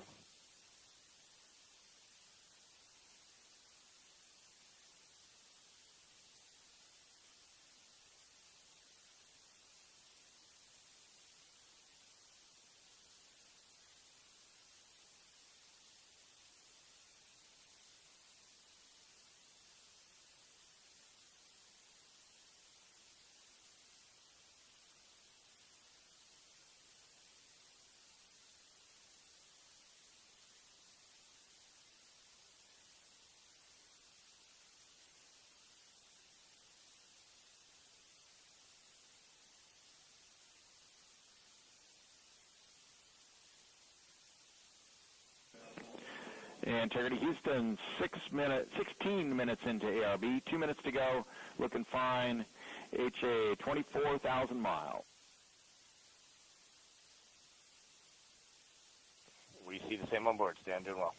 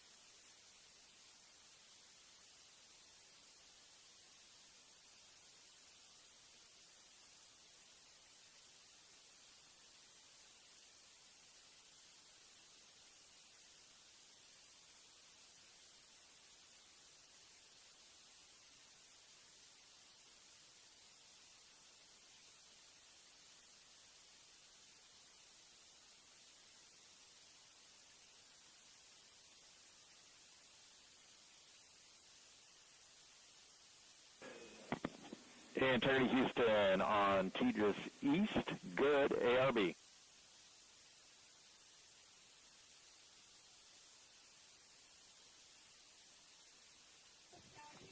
We have you loud and clear, and we have an enabled caution, COM, CMA1, camera, temp high. Integrity, we see it, we're looking at it.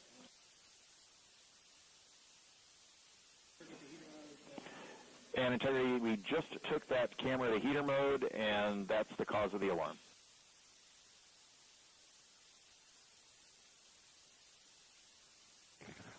Integrity copies.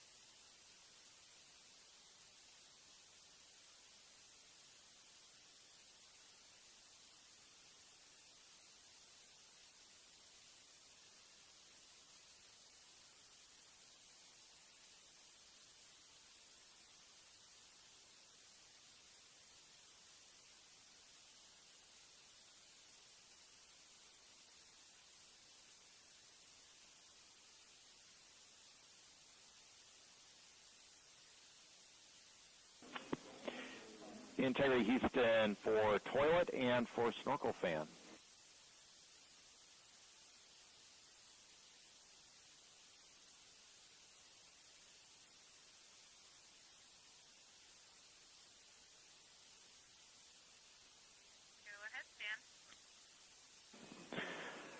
Christina, for the toilet, with the fault you reported, the toilet cannot spin up. You can still use it for fecal collection, but you'll have to use CCUs for urine. We are postulating that the oxone beads came loose and went in and jammed the fan separator. We might be able to get in there and clear it. We're working on instructions.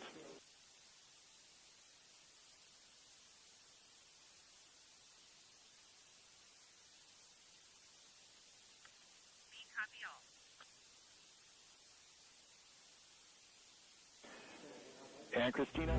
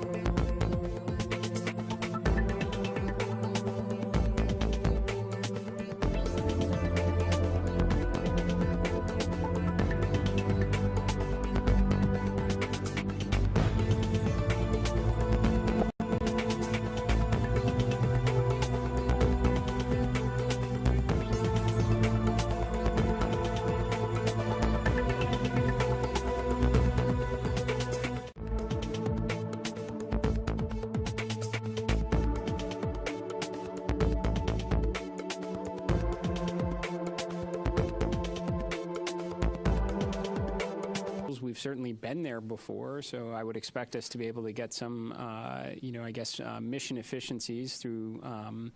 But I would say that what we learn from this, for sure, will inform how we think about Artemis 3. Now, there's certainly big picture objectives in that. We'd like to get the lander together. We'd like to test that out in Earth orbit before we go to the moon with it. But if there are things that we don't see, maybe it is comm-related issues, then we're going to try and fix those. And then we're going to want to validate that on the next mission as well. So, and that should be the idea, right, as we progress forward.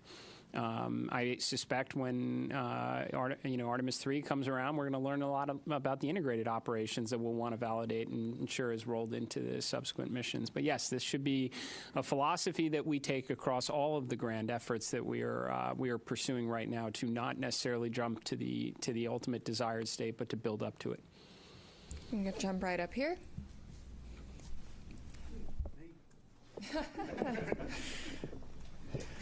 Hi, Richard Hollingham, BBC Future.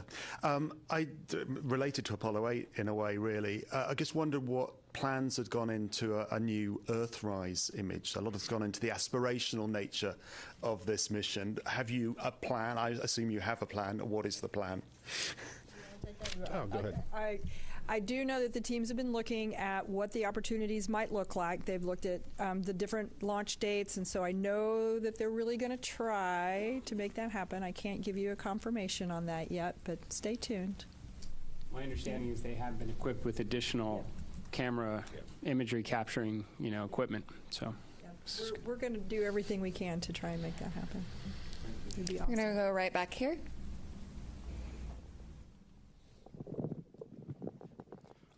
Thank you. I'm from a Japanese news agency, Kyodo News. My question is to the administrator. The United States and China are competing over moon development. What significance does today's launch have for the U.S. and NASA? Thank you.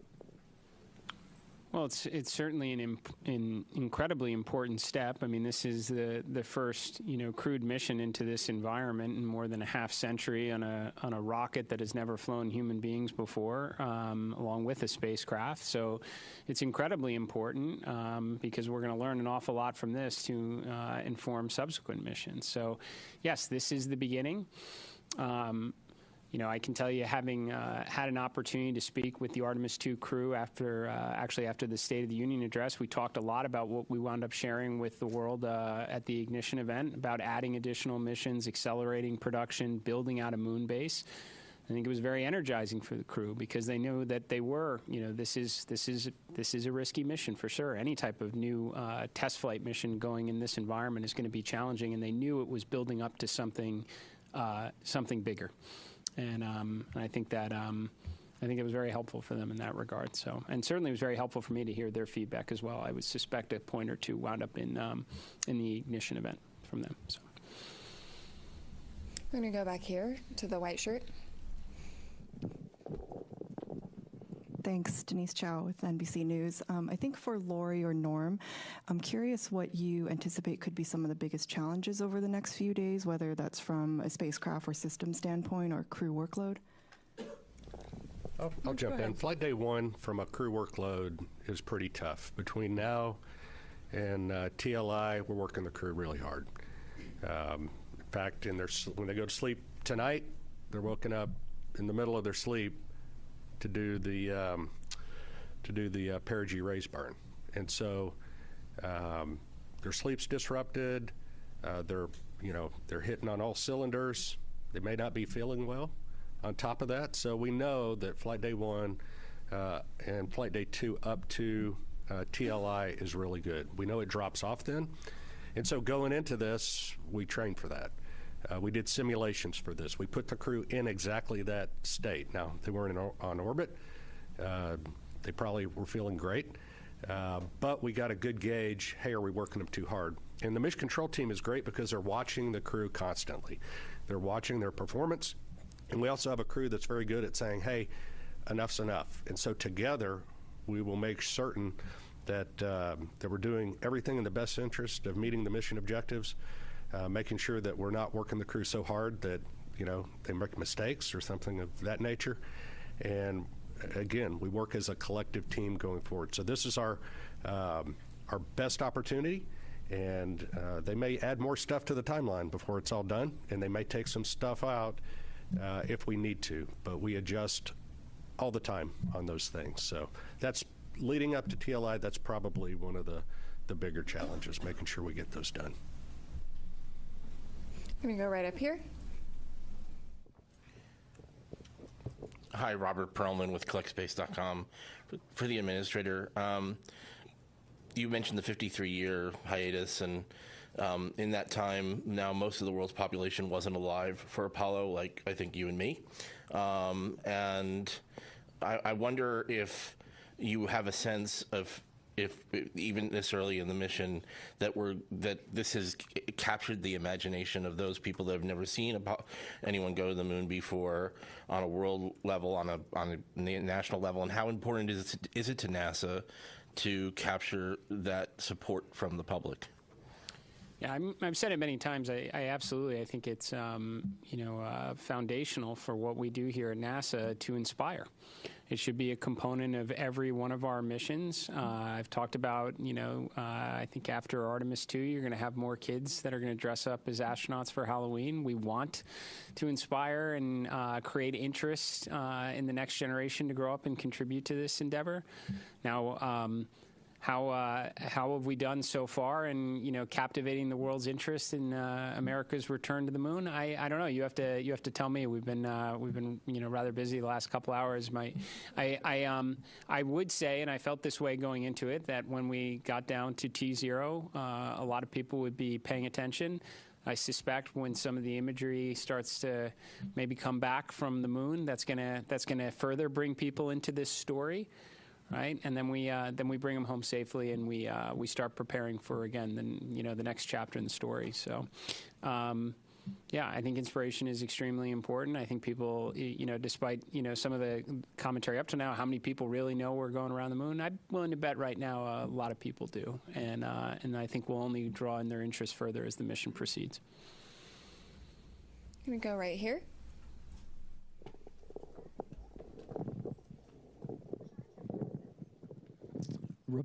Robert Coppinger, British Interplanetary Society Spaceflight Magazine.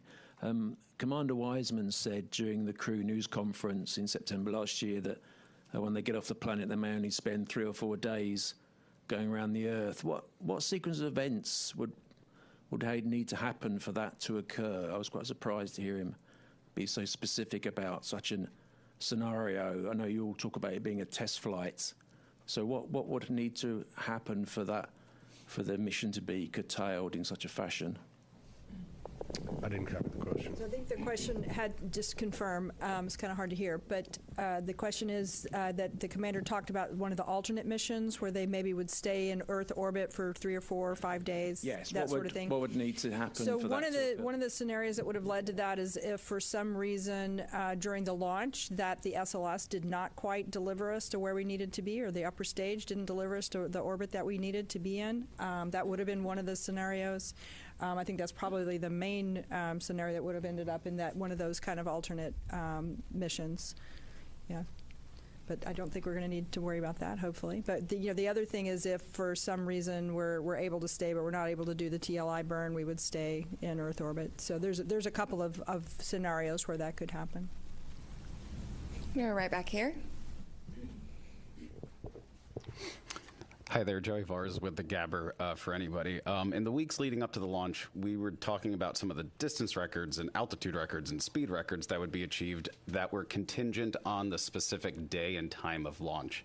I was wondering if we had a better concept of what those might be now that we are successfully off the ground. Thank you. Norm has that data for you. Well, based on the predicts right now, assuming all the burns go as planned and the timeline is executed as we think it's going to be, it'll be on flight day 6. At an MET of about, 18 hours, 18 and a half hours. And again, check that as we get closer because burn durations and things like that matter. But that's where we will exceed or beat the Apollo distance record, or at least that's where we believe that's going to happen. So that'll be an exciting day, and we'll stand by to see what transpires. You're right here. Hi, I'm Hanju Yang from Kookmin Daily in South Korea. And first of all, congratulations on today's successful launch. And my question is for administrator. And this mission also carried a Korean satellite on board. From your perspective, why does a crewed lunar mission like Artemis II matter not just for United States, but for the global community? I think we say often that when we undertake these type of endeavors, we never go alone. We go with our international partners. We have a Canadian Space Agency astronaut that's on board this mission. We are carrying a lot of CubeSats from our Artemis Accords partners, and we are going to continue to do this going forward. JAXA is contributing a pressurized rover, a major contribution to our efforts of having an enduring presence on the lunar surface itself. The Italian Space Agency, just a few days ago, we signed a memorandum of understanding for a habitation module on the surface of the moon, a component of the moon base. And to be honest, it was also a key component to the ignition event from last week. Half of the Artemis Accord partners were present. We spent a good portion of the second day talking together, recognizing that some of our partners can make contributions like a pressurized rover or a habitation module, and many others are going to work with their academic institutions and universities for science instruments that could wind up on the Phase 1 component to the moon base itself, or interesting tech demonstrations. This is something that NASA is extremely proud of, and will continue to do so as we continue to press forward under this program. So. We're going to do last question here. I'm going to go over to you in the back. It's Paul Brinkman, Aerospace America. Can you just talk a little bit about the propellant loading this morning? Was it flawless? Were there any leaks detected? Was it a repeat of the wet dress rehearsal? Did you learn anything? Yeah, go ahead. I think it went extremely well.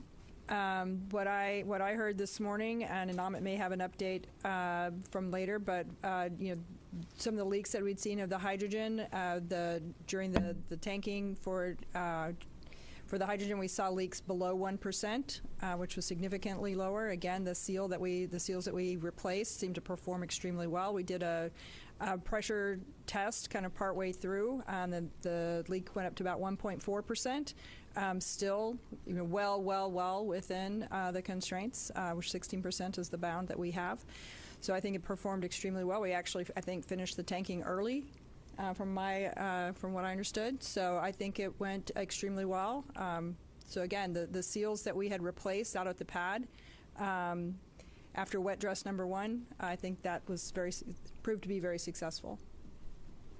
And with that, thank you all for coming out and covering humanity's return to the moon. Stay tuned for updates on NASA's social channels, including our continuous coverage on YouTube and NASA Plus. Go Artemis. Thank you.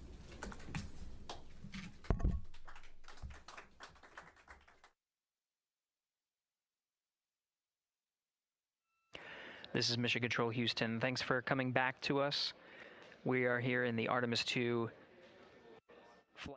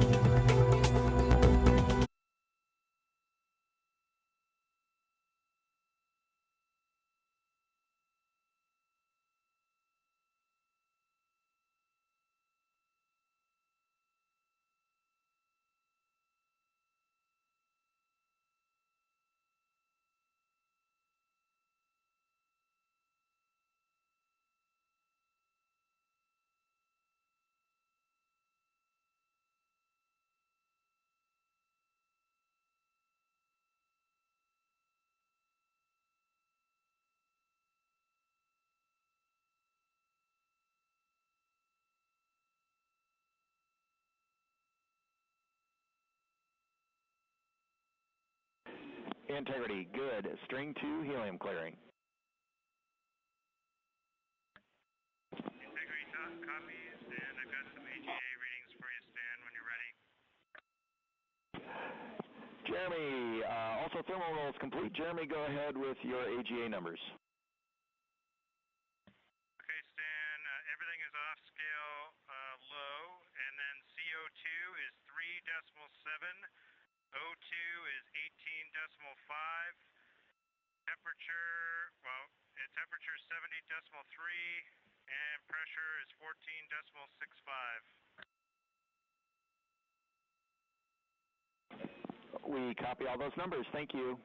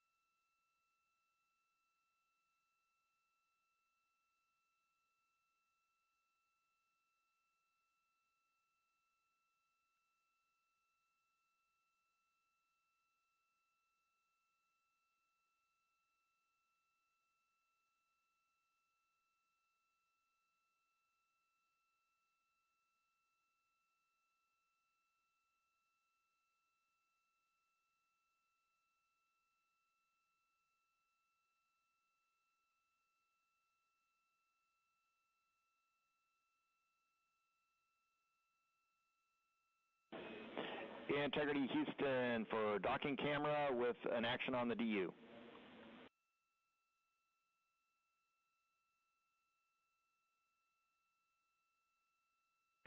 Go.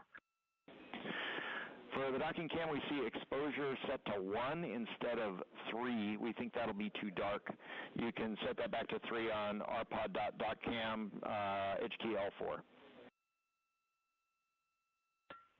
Copy. Thank you.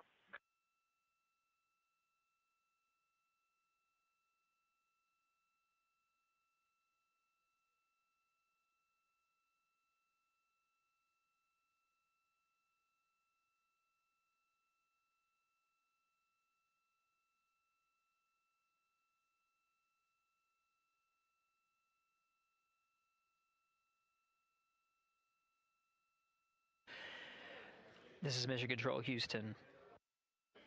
The Ascent and Orbit 1 teams have completed their handover.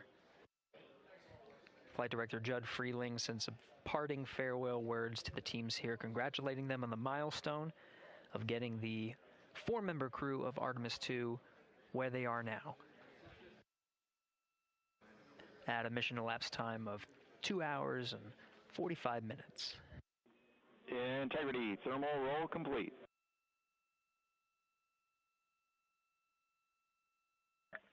Integrity copies.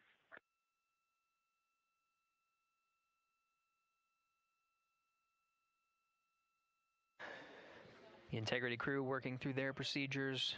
You heard thermal roll complete to allow for even heating on the outside of the spacecraft. We'll do this periodically throughout the flight. Right now, the teams here have, like I said, have successfully handed over. You've been hearing the voice of Capcom Stan Love for the ascent shift. He'll be handing over to Capcom Amy Dill and Capcom and NASA astronaut Raja Chari. You'll hear their voices for the Orbit 1 shift and the beginning of proximity operations demonstration.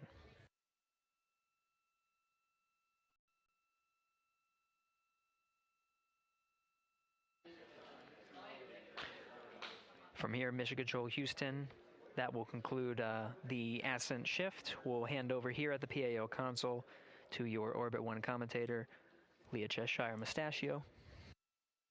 She'll take you through the proximity operations and some of the activities that lead to the end of the cruise day and the beginning of their sleep period. That's it for the ascent team. This is Mission Control Houston. Stand by as we allow a few minutes to reconfigure the PAO console and provide 24/7 commentary. Integrity Houston, com check on Peltor. Houston Integrity, com check on Peltor. Hello, Christina. You're coming in louder. How me? Amy, great to hear your voice. I have you the same. Good to hear that our Peltor is a little louder than the mic stub. We copy.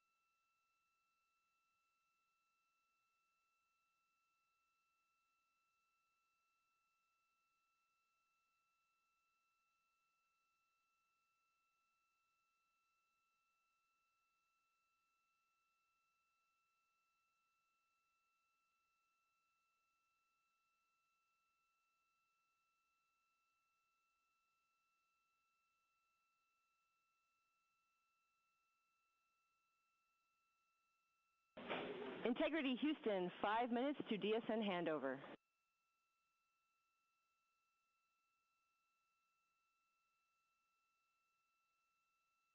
Integrity.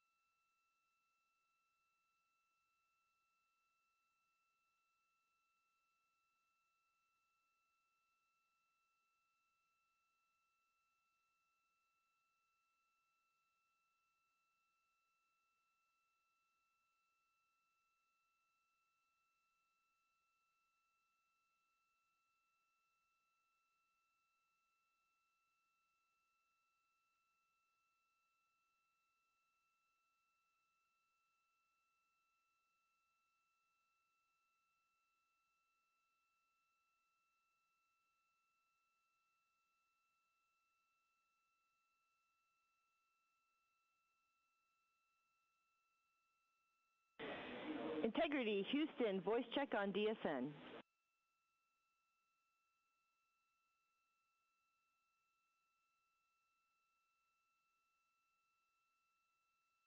Houston, Integrity has you loud and clear on DSN.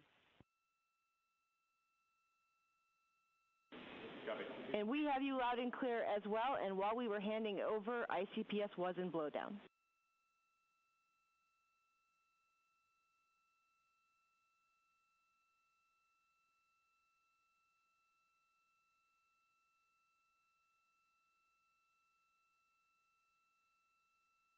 Copy all, and we have 2 GNC cautions on the board for right RHC. Let us know if you see them.